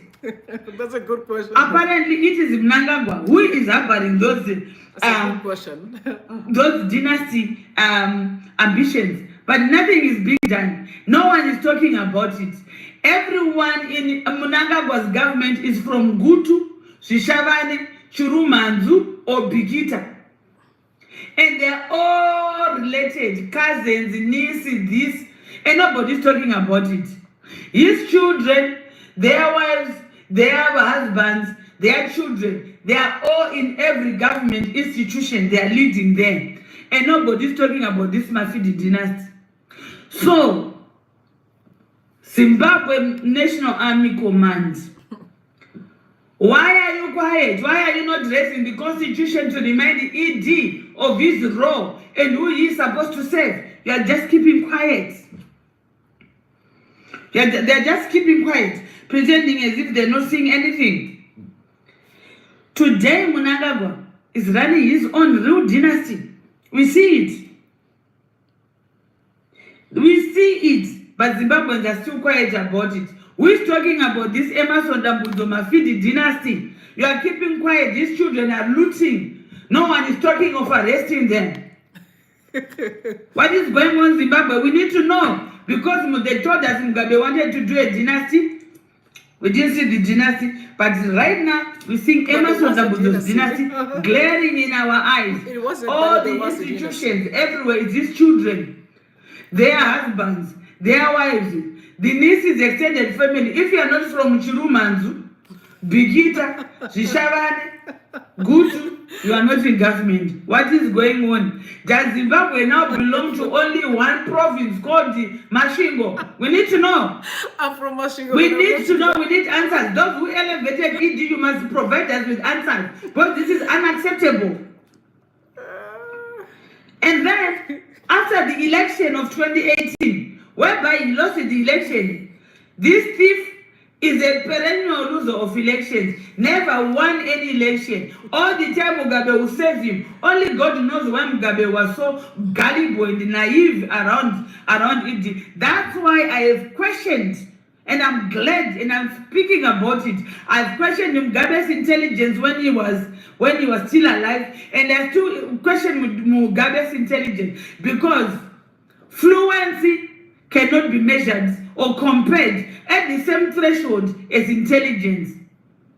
That's a good point there. And I think exactly what I'm telling you now, that the one thing that most Zimbabweans don't realize, especially in ZANU-PF, is that they don't know that everything that they're doing wrong is going to come and haunt them. They don't see it, actually. They think they're smart. No, you're not smart. It's going to come and haunt you. And I think that's a good point here to say. Mugabe, why was he naive to actually see that whatever that was going wrong would come and haunt him? And it did. He died an angry man. He lost his own legacy.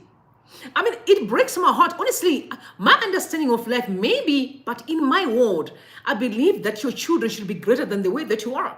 Because remember, every generation that does not improve from the previous one is a failure. This is why my heart bleeds for Zimbabweans who definitely had the desire to be better, but politicians ruined their destinies by making sure that they tie almost every corner, that this people could not even breathe. Young people could not pursue their purpose. You know, you may have a desire or a gift to be something, but the institutions and the systems won't allow you. There's no currency. Yeah, there's no reason for us to go for decades without our own currency. But they're doing it because that's how they loot. Playing around with all the manner of nonsense, lying to people. People are done in that country. We are fed up. We want a nation that functions. It has its own currency. I think I heard Margaret say the same thing, that guys, South Africa's got their own currency. Tanzania kuna mukadzi amunyare we varume ku Zimbabwe. Ku Tanzania kuna president we mukadzi. But Tanzania is not being a holiday destination. Top class. My roads perfect. And varume variko, they literally submit themselves to a woman who is a leader. Zimbabweans, listen, and I'm done with all. Listen, and I'm sorry to say this. The time of us trying to butter things is gone. We're gonna call things as they are. In Tanzania, there's a woman who's a leader. And men are submitting themselves to a leadership and they're working with her and they're building their cities. The roads are top class, clean. But here we are. We can't even be ashamed of ourselves to say, nay, no road, just feeling good to drive a road really clean. Also, as I'm driving my car, imagine going to import my Rolls and Royce on a Rolls Royce by road in a mess. And you're bragging with that. And sorry, I'm not the kind of person. I don't believe in that. You, whatever car you're importing, to do what? Usangana road. Wapina mtown uchungandi boneman. Watuti no ndo ashamisira. The poverty mentality is so deep. As not say, man, in 2024, guys, in 2024 we could be doing better, man. No, in 2024, guys, yay, this is not 1500s. This is 2024, right? Uchivera ne mota. Uchivera ne kujigam restaurant. Kujigam restaurant, huh? When I don't even want to be in the restaurant, I choose to eat my own food because I believe in eating healthy. I'd rather go organic. Uchivera ne mo restaurant. Ne salad, huh? Kuvera ne nyama. In 2024, it's poverty mentality is so deep. But not the kind of men that we have in our society. Follow me, because I've got an iPhone. iPhone. One day I met another woman, my heart bled. And I said to God, God knows my heart, I was hurt. He said, I would do anything for me to get an iPhone. I was a Zimbabwean lady. 2 days ago, the insurance gave me a brand new iPhone, 15 plus. Pro Max, I think. I don't care about a phone. I can use any phone. I'm just saying they gave me the phone. I told my family, I was like, this phone costs so much, but they gave me. Who cares? Nobody cares. And you are dying for a phone? iPhone. I see young kids, you're dying for a phone in 2024. Listen, we can fix this country so you can afford to buy any phone you want. My heart bleeds. I get hurt when I see such in our society.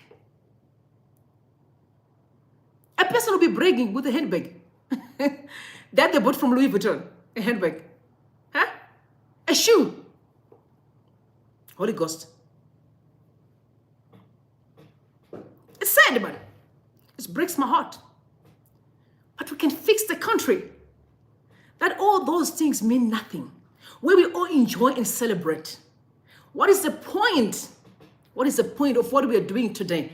Mothers and fathers, hear me out as your child. What is the point of your actions? What is your end game here? This one, look at it. China, minerals, and it breaks my heart because there are Zimbabwean people who don't even know how a diamond ring looks like. But look at what is happening in America. They will say, no, I want like a square diamond, oval diamond. They choose. But our people who are next to the diamonds don't even know how it looks like. And then you say, West people are bad? No, you are bad. You need to introspect. West people are bad. Really? They're bad. They found you because you're foolish. They're using you to do their dirty work. The guys that know you're foolish, they come, they'll take everything. And your own people don't even know how that God looks like. Majority of people don't even know how it looks like. Except the ones, young boys who think, oh my God, now we are rich. Sit down. Looting is not being rich. Sit down.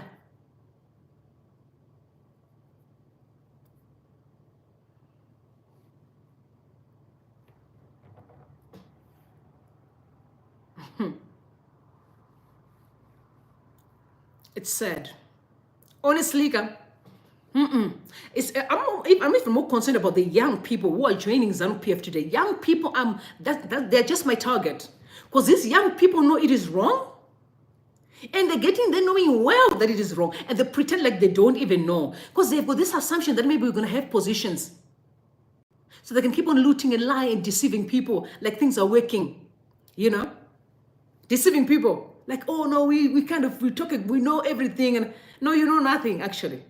Because if you know something, you stand for the truth and say, guys, we can do things differently. This is not okay.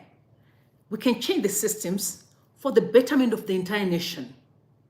Zimbabwe didn't say, come and feed us. We don't want to be fed by you. Give us an opportunity to do whatever we want to do. The banks must work. Institutions must work. I don't have to pay anybody bribe to get something that I want. No, I don't have to. If I have to go to the queue, fair play, I can stand in the queue. If I go to SARS, I stand for the queue. Like the queue, I have to leave my house around 5 a.m. Fair play, I'm going to stand there, right? But if I have to get there to pay you money to get to the front, our people are living a life like like mental ill people, right? Everything is Q, unnecessarily in 2024. Some of the things that you can do from your house, pressing the button, make an appointment, you go there, the time, 5 minutes till you sit, you do your thing, you leave. But queues everywhere, be it on the bus station, it's a mess. Because of individuals, we've taken upon themselves to say, we want to just, listen, first of all, you're doing nothing there because we're not benefiting anything from your nonsense. That's point number one. We're not benefiting anything. You're sitting there just to simply want to be in a position where you don't deliver. I saw an article that talked about Mohadi. Mohadi saying, no, I'm not sick, but I'm old. So what are you doing there? Sir, you're old. What are you telling us then? Leave and go home and rest. Play with your grandchildren. You don't even have to open your mouth and tell Zimbabweans that, no, I'm not old, I'm just old. What are you doing there? Sakuru. Murgate. I mean, you guys are just like, I don't get you. Honestly, I don't get it. Murgate. Machembra, yes. Go home. Give other people a chance. You don't even need to tell us the chembera. Excuse me. In fact, I know people are taking what they call early retirement. You know why? Because they're gonna go home and relax and chill. As if you feel like papa, kufira makango batira bre. Makango batira. Mados. Dingo zindanzindirichi. Sinonyadzisa man. Sinonyadzisa. We are not telling you the truth because we are sick and tired. We thought maybe you're gonna think, but we see that you're not thinking. You're not thinking at all. So I'm telling you now. Sinonyadzisa zvamurikuita. Kana vanhu in South Africa, I'm not my friends, and you know what? And the reason why they can't even rebuke is because they've realized that you are crazy. You're crazy. And the chamber. So what? What do you want us to do with that? You're gonna ask me a question. What do you want us to do? And I remember, okay, may God bless him. The whole vet that I saw recently say, I was like, Sekuru, please. Go home and just chill. What's up? Like, Sekuru, you are a smart man. What an intelligent man. Your intelligence, you know what you can do? You cannot start giving counsel to young people, mentor them. Come, you become like Solomon. We are here to come there and lay at your feet. You give us the wisdom and counsel. But you want to,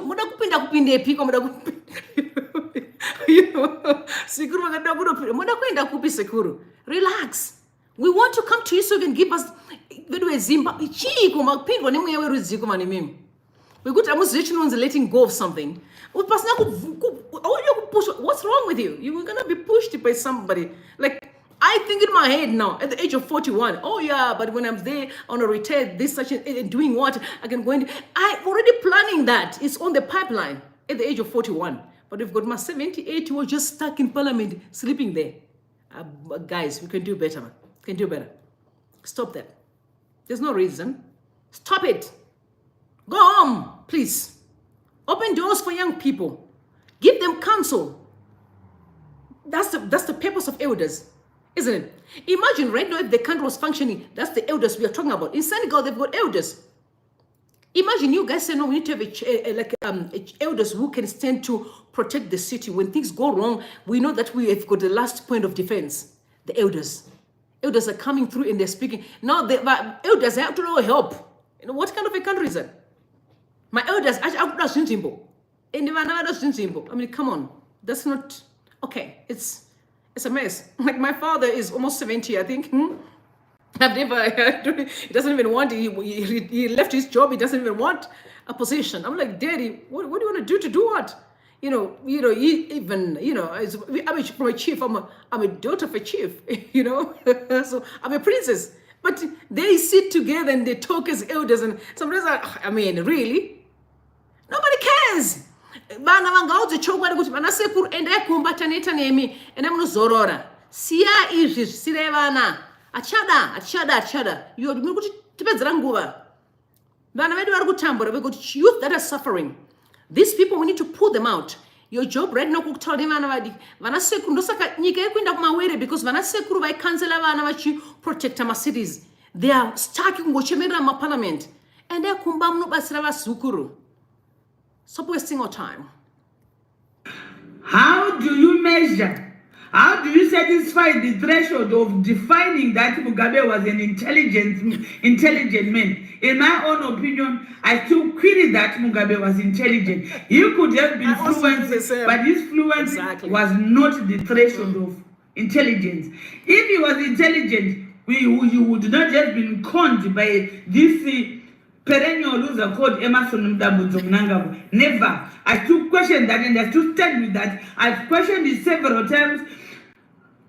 I've questioned Mugabe's intelligence and I'm still questioning it today because how could he have been gullible and naive by this illiterate who only use violence? Hey, Luther, exactly. How exactly. Tell me, how do you measure the intelligence?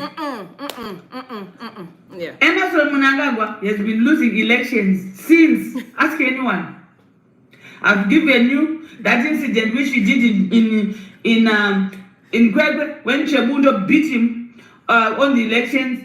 He took sense and put it in all the food pots. In 2018, this first election, after being declared the pushy president, after the election results were announced, what did this fool did?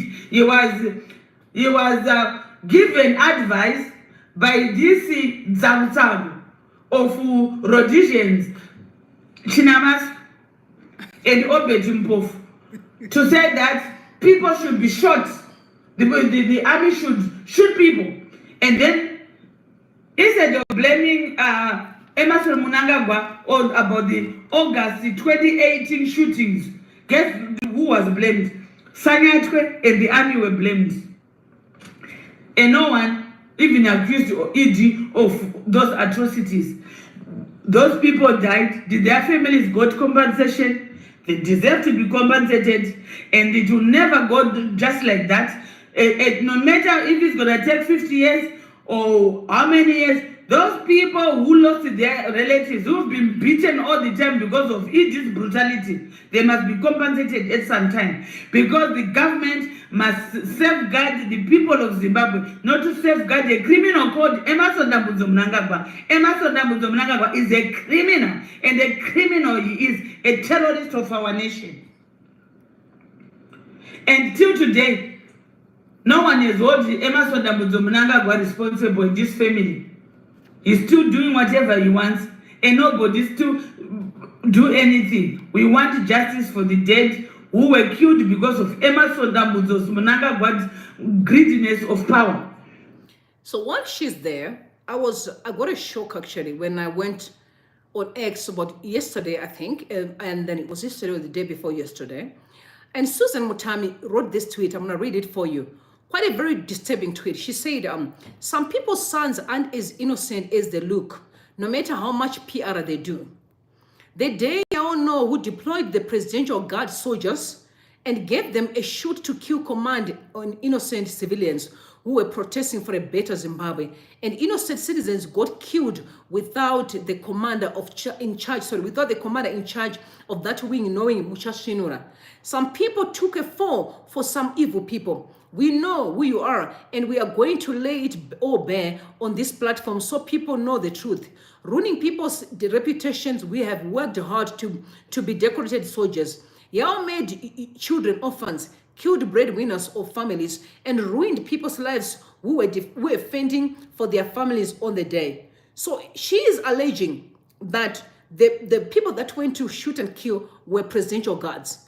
They were, according to the allegations, they were actually, summoned by someone's children. So if they are presidential guards, where do they guard? Where do they guard? At the president's house, correct? Okay, so if they are guarding at the president's office, what then are the children that were there that gave them the command to go in and shoot and kill? Okay, you remember, don't forget the story of Susan Mutamiga. That Susan Mutami actually graced the entire cabinet. Don't forget. you know, she was graced by the entire cabinet. Another moral decay that is another pandemic in the Zimbabwean society, where men think they can use machinate with sexual to abuse women. That's what happened with the Susan Mutami. Don't forget Susan Mutami's story, right? The one that eventually had a child with Themba Mliswa. But again, she went through a lot of men there within the cabinet. How do they work? How can men work? You know, when they are, these actions and their behavior will tell you, are these the type of men that you expect them to deliver? When they don't respect themselves and you expect them to deliver. It's a principle, right? A man who can't respect himself, he can't deliver. If a man can sleep with a woman, he knows he slept with that person, and slept with that person, and slept with that person within the same camp, he doesn't love himself. He doesn't know who he is. I mean, that man don't deserve the respect in the society. Sorry. But that's what's going on here. And she's saying, if the day you will know who really killed the people, the presidential guards, this is why she's tweeting. Bear in mind, commentary is to get the information that is out there and bring it to you. And then you decide, if you know something that we don't know, put it out there. People, Zimbabwe need to break the walls of hiding truth and break the walls of manipulation, of abusing people. I told you the new Zimbabwe that is coming. No one is safe. Everyone needs to understand that if you just commit a crime, you have nowhere to hide. That's the Zimbabwe that is coming. It's knocking at the door. It's knocking. You can feel the wind of change is blowing. You can't deny it. You cannot. That's what she's alleging. So you guys will be shocked. Now that she was talking about the issue of the army and that some people are taking the fall of what they never did, I said, let me read this tweet because I saw it and I said I was going to bring it here. That there are people who literally, the kids, I'm not, like I've told you, in it for me, I'm a person who believes in the power of principle, right? Because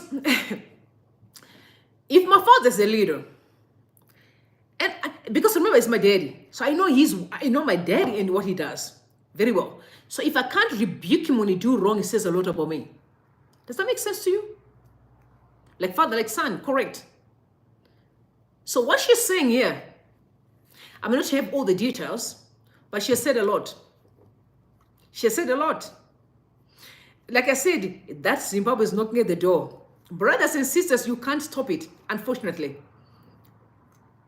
You can't stop it. This is sad, but she said it. I just said it to me, it's a sad note.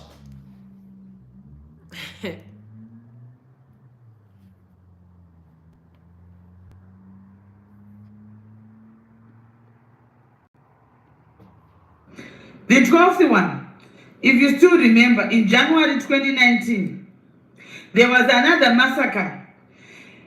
At that time, Chiwenga was close to death in a South African hospital. My own Muganya brother. And guess what? It was Emmerson Dambudzo Mnangagwa who was using Mary Mbaiwa, because there's evidence that Mary Mbaiwa was getting 20,000 US dollars from Sibanda. Sibanda, you know the Sibanda's office. $20,000, $20,000 US dollars. Comparing Chiwenga's life to mere $20,000. And Mary Chiwenga used to go and collect that money from Sibanda. Sibanda must be questioned because he did it even Mary. And Mary was adamant that he was going to be successful in finishing off Mkanya Chiwenga. We thank goodness Mambire for saving Chiwenga, because Mnangagwa wanted to. This is how selfish. This is how selfish Mnangagwa is. A ruthless, cold, deranged, blooded killer. He doesn't have respect for life. He wanted to finish off Mkanya Chiwenga. The Chinese government, thank you for what you have done for Mkanya Chiwenga. That you went to South Africa and you took him to China and saved his life. We should commend you for doing that, because you had seen that Emmerson Dambudzo Mnangagwa was behind it. So you did it diplomatically and you saved our Mkanya brother. As people of the Mkanya world, we say thank you to the Chinese. As for Mary Mbaiwa, you know what? For every consequence, there is what? You pay for it. And look at the, what's her name? Mary Mbaiwa, a young girl. She took that evil, what she did to Shingi. Now she wanted to finish off Mkanya Chiwenga. If it wasn't for the Chinese, by now we would have forgotten about Chiwenga. We will be just, as the bigger people will be just saying, there was one Shiri, there was one Mkanya Chiwenga, there was one Nyikayaramba, there was one Zimhondi, who elevated this ungrateful coward from Mumba called ED. Always want to use people, and then when you use people, you think you can just discard the people like rubbish in the bin, not with our Mkanya. And instead, Nyikayaramba would come and do press conference. Chiwenga is this, Chiwenga is this, because they thought they were going to push Chiwenga out. They thought Chiwenga was, they buried Chiwenga. Unknown to them, the Chinese did what they could to save Mkanya Chiwenga. Mkanya Chiwenga, you are supposed to sleep with your one eye open.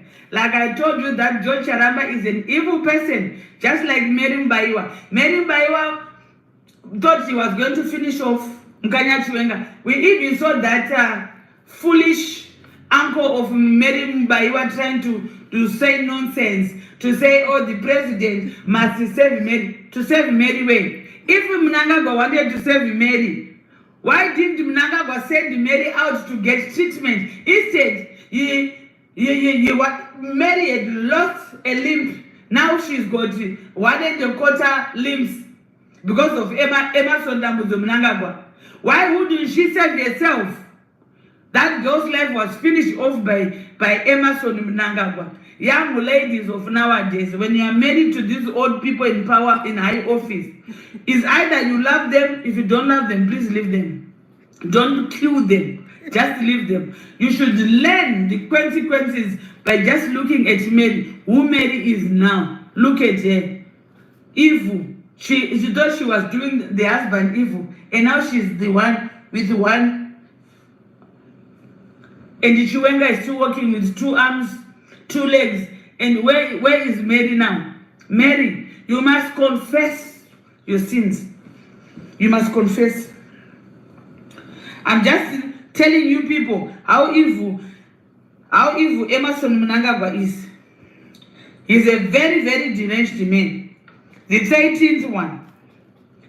When Henrietta Rushwai caught smuggling bags of gold, Zimbabweans attacked him instead of being objective. She is Mnangagwa's niece, remember? That's why she's there. Is she qualified? Remember, she was put as Ziffer and destroyed Ziffer. She destroyed the sport, and then now she's there at the mines. Look what is happening in the environment, everything. They are looting and looting. Rushwaya was caught at the airport, and then she was released and untouchable. To this day, she's roaming the streets. But people, they say Henrietta is a thief of gold. But Wopo was arrested. It is Mnangagwa who be using Henrietta. Yeah, as something is not right. Mnangagwa is the gold thief. Mnangagwa is the gold, chrome, platinum. You name all the minerals in Zimbabwe. He is the thief. After that generator, what happened? We saw the gold mafia documentary. We saw all the characters, Macmillan, Patney, Radlands, Angel, everyone exposed in Mnangagwa. But Zimbabweans, they were blaming the Rhodesian, Swans, Macmillan, Radlands, the Patneys, that thief from Kenya, Patney. But at the end of the day, the criminal, the master is ED. And these people, these white Asian people, they've seen that Mnangagwa is a fool. He wants to serve a white master. So they capitalize on the foolishness of the inferiority of Mnangagwa to white people. So they use him, they ride on his back, and then they will steal.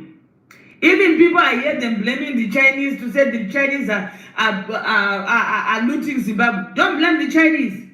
Because the Chinese, they work with many governments. The Chinese work according to your thinking. If your thinking is progressive, they are progressive.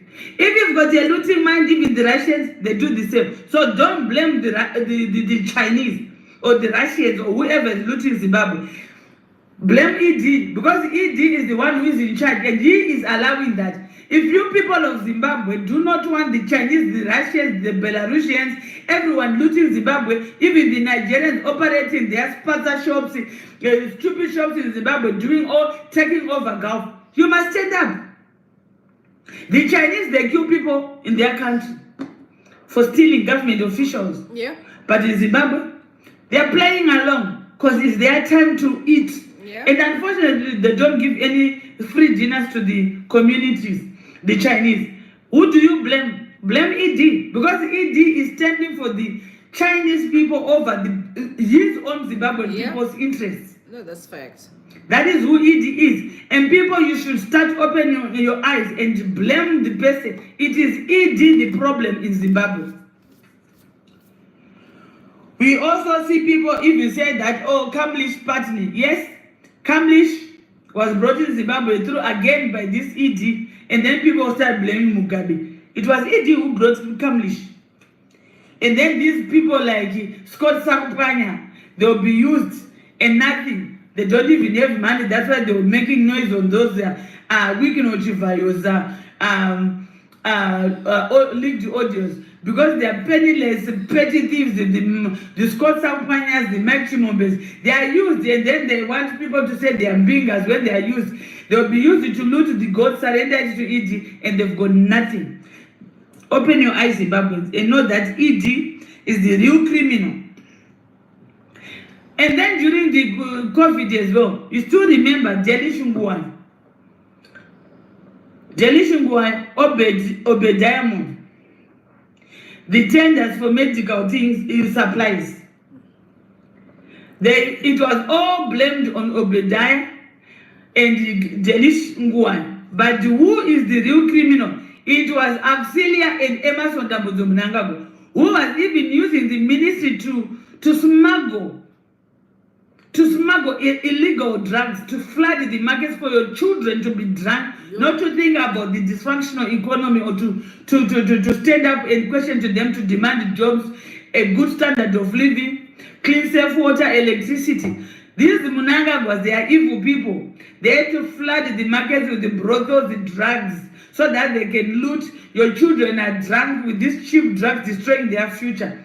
People of Zimbabwe, Emmerson Dambudzo Mnangagwa and this family, they are bad people open your eyes and stop just blaming 10 people who are just used as base by Emmerson Dambudzo Mnangagwa. And then now we've got this scandal whereby Barakashi appear to try to be foolish as if they don't know what is going on. It is not about Wiki Nochifan. It is not about Wiki Nochifan. It is ED who is using Wiki Nochifan. But unfortunately, he's been using somebody who likes to show off, who doesn't have asina chifuva chakasimba ane rurimi ruri loose. Unfortunately, Yeah. Wiki Nochifan has been bragging around. You Zimbabweans, you tell me, we all saw that Wiki Nochifan wants a ZPC tender. How much is needed for that tender? Wiki Nochifan doesn't have that money. And you'll be talking about hundreds, millions of money being paid to Wiki Nochifan, saying that Wiki Nochifan is buying people cars, is buying those Rolls Royces. Even those Rolls Royces, they are not Wiki Nochifan. They are for Emmerson Dambudzo Mnangagwa. But because Wiki Nochifan is foolish and is not blessed with wisdom, he thinks that if he keeps all those cars there, it will make him great. And not to Wiki is that he's being sacrificed by ED. So when Barakashi blaming Wiki Nochifan, be objective in your approach. It is Emmerson Dambudzo Mnangagwa who has been using Wiki. But unfortunately, Wiki is not clever enough to see that he's being played by ED. ED must resign. ED must go. For the same reason, ED is got confirmed things around him, and he must go. We need new names in our politics. We are tired of his nepotism. We are tired of his tribalism. We are tired of his discrimination of other tribes. We are tired of him thinking that he is the God of Zimbabweans. ED, you are not our God. We deserve better, and you must go. We don't need you. ZANU-PF, you must consider your position. Right now, people would have thought that maybe the opposition would have organized themselves and demand something. No. Yesterday, they were there dining together at the British Embassy. They were dining together, drinking champagne, everything. As long as it's good for the politicians, all Zimbabweans, you can just talk. But you need to stand up for yourself and demand better. Emmerson Mnangagwa, Christopher Mutangwa, Obed Mpofu, Opam Chinguri, Chinamasa, they are the evil in our politics in ZANU-PF. They are the worst people. Even Absiria is an evil woman who is equally looting through the Minister of Tourism with these cookout shows. That is a story for another day. But today, I just wanted you Zimbabweans to know that don't be fooled. Open your eyes and see who the problem is in Zimbabwe. And what I would like to tell you Zimbabwe today is, in these 16 examples, Zimbabweans, you have been fooled by Mnangagwa for at least 16 times. At what point must the people of Zimbabwe declare that enough is enough? When the ZANU-PF Politburo going to force, when is the ZANU Politburo going to force Mnangagwa to resign or have him expelled from the party and the office of the president like they did to Robert Gabriel Mugabe? When is the time? When is that letter going to be read out that Mnangagwa has been expelled? We are waiting for that. Mnangagwa must go. In 2017, members of parliament were prepared to impeach Mugabe based on a very weak case. When is the parliament going to impeach Mnangagwa for his crimes against the people of Zimbabwe? Tell us, you parliamentarians, where are you now to speak and said that you are preparing for an impeachment for Emmerson Dambudzo Mnangagwa. I'm still waiting to hear that. The security forces, you forced the Mugabe out when there was no evidence he had committed crimes that were damaging the nation. The same forces are protecting now the biggest criminal, Emmerson Mnangagwa, that has ever been close to the seat of power. How can you protect Emmerson Mnangagwa? Please, we need action. Mnangagwa must be taken out. If you did it on Mugabe, why are you not still stopping now? There's evidence that Mnangagwa is a criminal. When are you going to stop? When are you going to stop protecting Emmerson Dambudzo Mnangagwa? This is no longer about you Venevenyika or whatever. This is about Zimbabwe is not just a thing which is meant in one province called Masvingo, that we have to be taught the Vene rhetoric all the time. Zimbabwe is a collective nation with different tribes, different provinces. We might be separate, but we are all equal. We need answers. And the Emmerson Dambudzo Mnangagwa must be relieved of his duties. Amen. All province needs equal representation. It is not about the people of Gutu, Shishavane, Bikita, or Chirumanzi. The interests of Zimbabweans must come first. The interests of all the provinces and all the different tribes of Zimbabweans who live in Zimbabwe must be protected. Therefore, we demand that Emmerson Dambudzo Mnangagwa must go. He must be arrested with his co-assistants and angers like Christopher Mutsvangwa. Christopher Mutsvangwa did not fight in any war. All that he uses for his entitlement is to be known that his Sekuru was this during the war, his Sekuru was this. He didn't do nothing, that Christopher Mutsvangwa. Yet is the biggest yapping pudu for Emmerson Dambudzo Mnangagwa with all this drama they are doing. So for tonight, Zimbabwe, I just wanted you to see some of the shenanigans of Emmerson Mnangagwa, whereby he doesn't take blame for anything. He will always try to blame someone. So Zimbabwe, join me for another wraparound segment whereby we'll take a look at all the events which has happened during the week. Stay tuned, keep sharing, keep subscribing, and thank.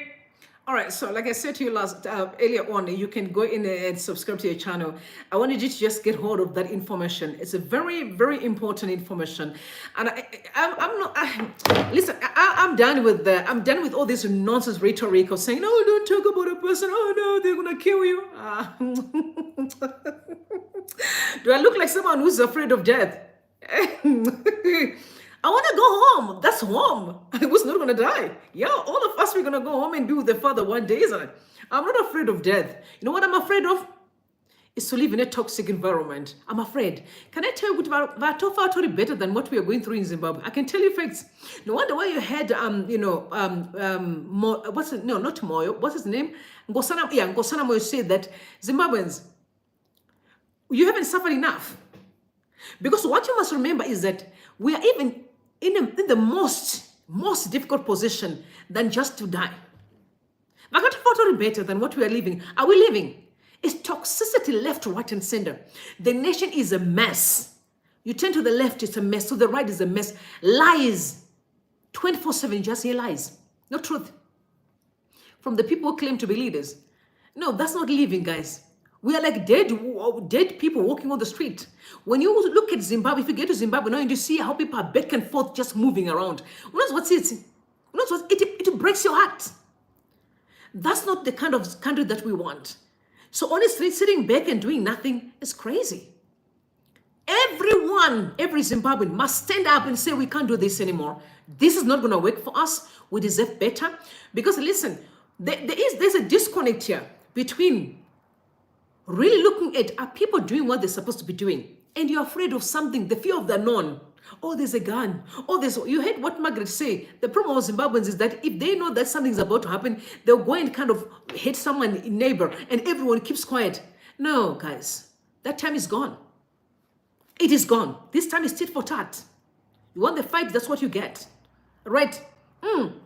Looking at people as they are, it's George, it's Mary, it's Tendai. What are you talking about? Ron, is this something that is... No. They are simply human beings who are doing their dirty work. And it's time for us to confront them with truth. And say, listen, sir, Mr. George Nyikayaramba, you want to be the spokesperson in the government's office? The way you're speaking does not represent me and the people around me. You know why? Because you talk on behalf of all Zimbabweans. Zimbabwe is full of men and women of integrity. We will not allow you to drag them with your mess. You told the person in their face. You don't hate them, you love them. That's why you're telling them the truth. Because hatred is, I'll let you go down. And I'm going to let you, not only will you go down, you're going to go down with me. That's hatred. But if I love you, I want you to do good so you can be a better person. That's love. So I'm seeing here the message that was sent by Nia on the radio, and that is actually Clive Malunga. So they're saying it is not wrong for the people to call upon Zimbabwe, a national army, right, the military, to evaluate the strategy they used in 2017. The army brought us into this situation. The army must take us out of it. The masses are screaming to the Zimbabwe Defense Forces to take responsibility for the situation. We would be naive to expect help from Mars or any part of the world. Our help must come from our people, best placed to resolve the situation. Veteran musician Clive Malunga urging the army to intervene in the country's political and economic crisis the same way they did in November 2017. That's communication. Mr. Army brothers, the military in your camouflage. We are seeing you. You brought us into this mess that we are in today. Can you take us out of the mess? Right? There's no fight here. You know, the fact that we come into this because we recognize and respect your position. To say, no, we are grateful that you were trying to change things in 2017. But no, can you take us out of this position back to where we were better? Then we'll start. Right? This leadership that you said you brought is not saving the people. So what he's saying is right. The army need to take us out of this mess. Some may argue, oh no, they're not afraid. Because at that time, they could have been afraid. How can they be afraid when they're there to defend the Zimbabweans? The army won't be afraid. They've got the gun, and don't they? They do have the guns. So they must do what they're supposed to be doing to take us out of this mess, the way they brought us in. We believed in them. People were taking pictures with the army. We celebrated them. They were heroes. But today, they have to fight for their name and defend the integrity of the flag and the bird. Because the army and the police owe allegiance to the bird and the flag, the people, not individuals. As we gone. Mugabe is gone today. It's history. Because he was a human being. Why do we have to extinguish the entire country because of a person? We've got their own ambitions. Right now we are sitting here to show you. And I'm telling you this, and I'm saying it to President Emmerson Mnangagwa. You are busy pursuing this 2030 mantra. Imagine the way that you are singing the 2030 mantra, whatever you're doing. If that's how you'll be singing to see self-delivery in Harare, where would you be today? Does that look like someone who cares about self-delivery? I've never seen him in the hospital at Goma Hospital. I'm here to see him walking around the hospitals. Is things functioning? I saw today the president of Rwanda, right? Kagame, I saw him giving out ambulances. The whole stadium was packed. We expect President Emmerson Mnangagwa to do the same thing. Because we know these gimmicks. We have no time for this. I saw you yesterday gallivanting women. Yeah, they don't represent Zimbabwe, unfortunately. These are my friends. When you shamar, when you go, no problem. You have the right to enjoy with your friends. But you can't rope us into that. We wanted real safety leadership. We want safety delivery in the country. Unfortunately, we want the medication in the hospital. We want my cancer machine in the hospitals. We want my roads, four lanes minimum. If it is breaking the walls, let the walls go down. We want the 4 lanes minimum. roads hey Zimbabwe.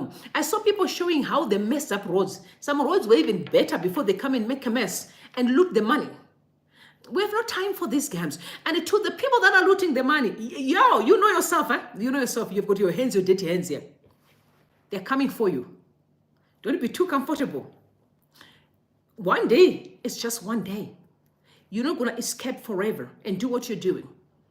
So when people are talking to President Emmerson Mnangagwa, they are not saying want to come to your house for tea. No, we never say that. We are questioning the accountability that you came to Zimbabwe and say, I can deliver.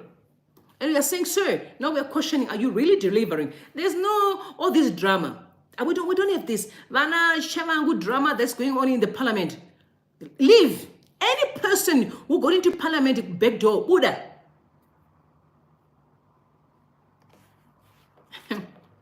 You think we're joking here? We're not joking. Things are going to rain. The rain is going to fall heavy. Tell me, Emma, drama, get away with it. In fact, nobody's getting away with anything. Because I'm going to tell you now, I saw a video today. What we're talking about, an old man, 101 years old. He's actually standing trial. An old man, 101 year old. He's standing trial for the atrocities that he committed. You know, countries when they mean business, that's where we are going as Zimbabweans. That we're going to turn around, we mean business here. People kill with impunity. They beat people with impunity. They inject poison with impunity. They arrest innocent people with impunity. And they just think everything is normal. Huh? Expect us to just say, oh no, that's okay, sir. Sir, not me, sir. We don't do that. 101-year-old is being held accountable for the atrocities that he committed. What is that supposed to tell you? Even if we are bigger than life, you'll be held accountable for the atrocities that you committed. It's coming. It's coming. You're not going to escape. Because you know what? You should set an example to even our young children to know that when you plant a seed of evil, it's coming for you. You don't escape. You're going to pay for it. Unfortunately, it is what it is. You'll pay for it. Our children has to know that. No. You may think that, no, I think it's Zapera. No. Take a listen. A 100-year-old man is standing trial for crimes he allegedly committed as an SS guard at a Nazi concentration camp during World War II. Due to privacy laws, he's only being identified as Joseph S. He's charged with more than 3,500 counts of accessory to murder for the deaths of prisoners at the Sachsenhausen concentration camp between 1942 and 1945. A 2011 court ruling has allowed prosecutions like this to go forward to bring justice to anyone who has directly or indirectly contributed to wartime murders. The pain is still raw for Antoine Grumbach. And yeah, 100 years standing in trial.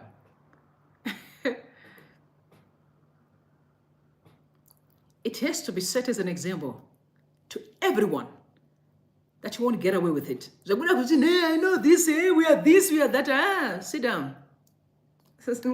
You are not that and that as you think you are. You are not that and that. You are not.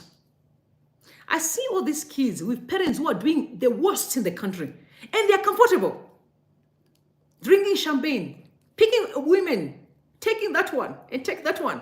Think that, oh, it's happening. No, it's not happening. You're going to pay for it.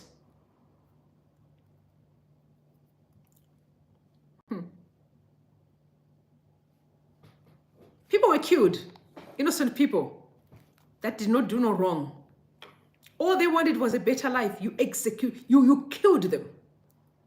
Innocent people. And you think you can just get away with it? Looting left, right, and center, and you think you can get away with it? And just gonna be, oh no, it's over. No, Shapira, forget about it. Life goes on. Really? And you think then we can start? What did they do? What did they do? Firing squad so that they can start. That's why the country is functioning. And everyone who knows you don't cross the line. This line you can't cross. There'll be consequences. Imagine a nation with no rules. Are there rules in Zimbabwe? There are no rules. You do as you please. And I'm sorry so. And I'm not takura ningiri. What takura mun? What takura mun? What inject mun poison? Just like that. And you call that a country? Satanism, wickedness, evil from the pit of hell, demonic. And that is normal. And then you say you go to church, and you go to church the following day. You go to church, deceiving people. Wait with my apostle, by the way, busy smuggling. You see, anyone just does what they want. They will loot and then they start driving the car in the middle of town. You are following them. Shefu. There's some people who are destroying your life. Only devils can do that. Only devils can do it. There's no normal person who can do that. And you know why South Africa has decided to go with the DA? Because of crime. Looting. There was, you saw the state capture. Yeah, looting within the party. So people said, no, business people, no, we're not going to do that. Let's have checks and balances, because West people don't play. They're not perfect, trust me, they're not. But sometimes they take things very seriously. The Zimbabwean situation has been going on for years. And let me tell you, it's going to bubble. Wait and see what's going to happen. Do you think Makasosa? Makasoswa. You know, I'm not sosa nothing. Makato soswa. That's a good, hey, we know if we are this, hey, we are that. It's all in your head. It's in your head. But you see, because life is governed by principles, things are bubbling up. They're bubbling. It can't be, not again, devil, not again. There must be peace in the space. There must be respect in the nation. There must be love in the country. There must be honor in the country for those who really deserve to be respected. Not those who pushing. You can't force me to respect you. It doesn't work like that. You behave in a way that I can only respect you. So you know what? I'm left without a choice. This person, you know. But you can't force me to respect you. It doesn't work like that, right? You don't force me, and you don't force me to love you. You can't force me to support you as a politician. You can't even bribe me no, you can't bribe me into anything. If you want to sell yourself, do right, I'll follow you. I don't need anything from you except to believe in you. Because you know what? I can't follow you if you're going nowhere. Because imagine me following a blind. How can a blind lead the blind? I follow men and women of integrity and a classy, people who respect others, who understand that there's nothing in this world. This place is not our home. We're all visitors. But while we visit, we stay with other people in peace, in love, in respect. We care for each other. We believe in each other's purpose and gifts and talents. We create situations that makes other people happy too. It's not me alone. It's me and my family and my children. But the rest of the people must suffer. Roya will. And I'm not Roma. And I'm not Tuka. Tuka Evan. In 2024. You guys need to introspect. They need to introspect.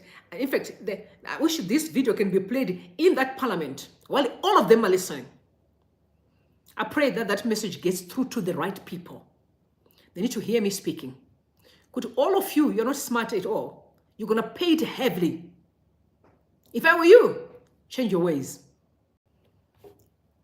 Change your ways. Because Zimbabweans are not as foolish as you think they are. You've been doing it for too long. All those allegations that people are being taken from Zion Church, Seventh-day Church, and all manner of things, deceiving the people in the church. The church belongs to God. Don't mess up. You can mess up with other things, but don't play with the church.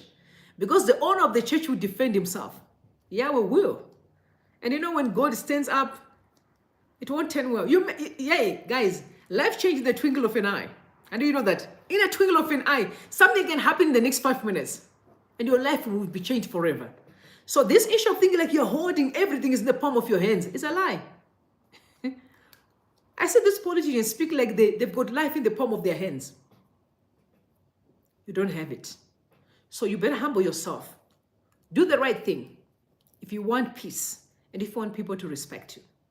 That's all I have for you tonight. I wanted you to hear, at least it's on record. Share the videos with everyone. Let Zimbabwe know what's going on. Let us know people for who they are, not to be hoodwinked, lied to, deceived by liars and pretend like they've got something that's happening. They're nothing. Greedy individuals who does not have enough. When are you going to have enough? Farms, if that's correct, that's sickness to me. You're sick in your head. You're using it. No. Because it is natural.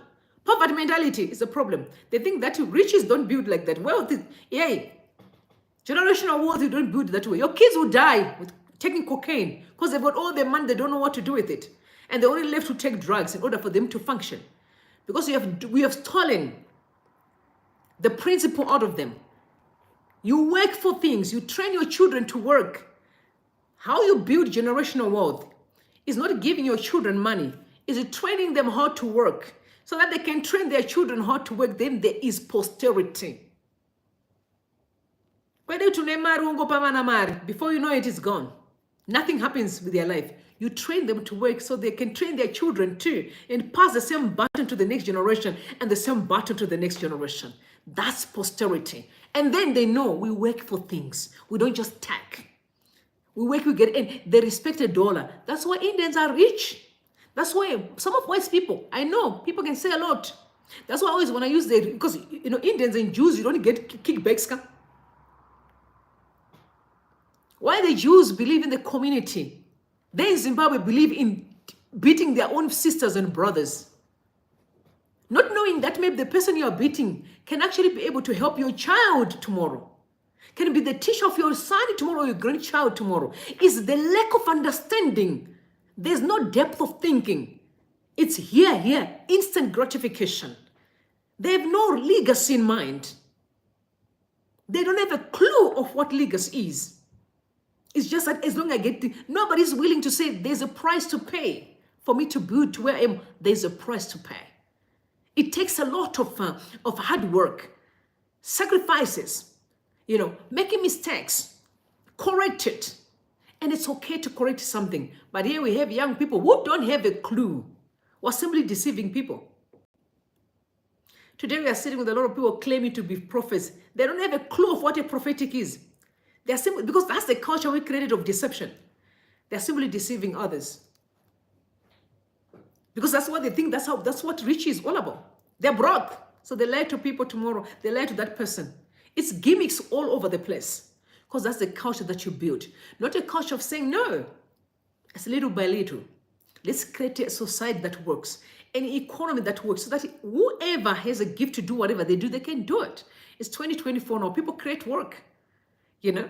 But how do you create work when there's no Wi-Fi? You don't have no money. You don't know where to go. You know where to start. It's a mess. When people come on to help, they block them. Block them. Because what they do. And guys, I'm going to say this, especially to those that have a tendency of blocking information to be known by people. And you think you're clever. Honestly, guys, some people, listen, let me not go to God in prayer. I'll crush you. You have a tendency of blocking people. Whoever wants to come and teach you, you block. But I'm going to manage something to bring you a blessing, you block. Who are you? Who do you think you are? Who do you think you are? Because you think that information must not be known. People must be, no, we don't pauperize the society. We build our children because we understand their purpose. They are called to be great. We wish them to be great because you know what? When we make our people great, they'll celebrate us. But look, I'm sorry to say this. I'm sitting here for almost 45 minutes, listening to such gruesome stuff about a president of a country. Not only is he a president, he's a father. He's a grandfather. That's our legacy here, on record. In other countries, they get celebrated for the good things they've done. There are monuments there. Unfortunately, some monuments will be destroyed. I'm sorry to say this. A lot of stuff are going to be destroyed where your name is written because nobody wants nothing to do with you. You know why? Because you cause pain. So people will either destroy everything. We don't want to hear about this person's name. It's like when you break up with someone, doesn't matter the pictures with someone, you want nothing to do with the person you want to destroy, you know? You don't want nothing. So it's coming for many people. Nobody wants your name. You'll be kicked out. How many people have seen, you know, people literally burning some pictures? It's your legacy. Because you saw the evil, and the evil is coming back at you. But check, Mother Teresa, we're still talking about them today. People who did good in society, we still celebrate them. There are so many. Mandela, his clothes, just ask if your clothes can be auctioned. Who can buy it? Nobody. You know why? Because of your heart and what you saw evil, that you've hurt many people. And that pain that you caused them is coming back right at you. And your children are going to pay for it. They may be doing what they're doing right now. They think it's going to be like that forever. No, it won't. Things are going to change. Majority of them are going to lose a lot. All this list of showing off will be gone. Gallivanting and Bissini will be gone. Louis Vuitton will be in Mashingo. Shavan everywhere. All other DG. We are rich. We're a rich country. So who am I going to be showing off to? Nobody. Rolls Royce. I mean, how many people, if you wanted that ugly car, don't even want it? Because that country will be functioning. So who am I going to be showing off to? Some of you. You lose weight in prison. Fortunately, that's where you're going to be having a good, better body. For now, do your nonsense, but prison will deal with you and shed the weight for the evil that you've done. The showing off, you'll be showing off while you're in prison. You are the one who'll be teaching people to say, guys, crime doesn't pay. I've lived my life thinking I was smart, but yeah, look where I am today. All is vanity, right? Yes, because you've been sowing evil. May God bless you, and may God bless Zimbabwe. Truth or nothing. We are stuck. It's the truth or nothing. Please, do not be hoodwinked. Do not be played. Stand by the principle. We need to build this country to move forward. We are not going to buy any liar. Anybody who's lying, we will say in their face, can I good question for the work that they expect you to do, and you think you don't want to be told, then please leave. No one is forcing you to be there, and it will replace you just like that. Okay, bless you all. May God bless Zimbabwe. Bye for now.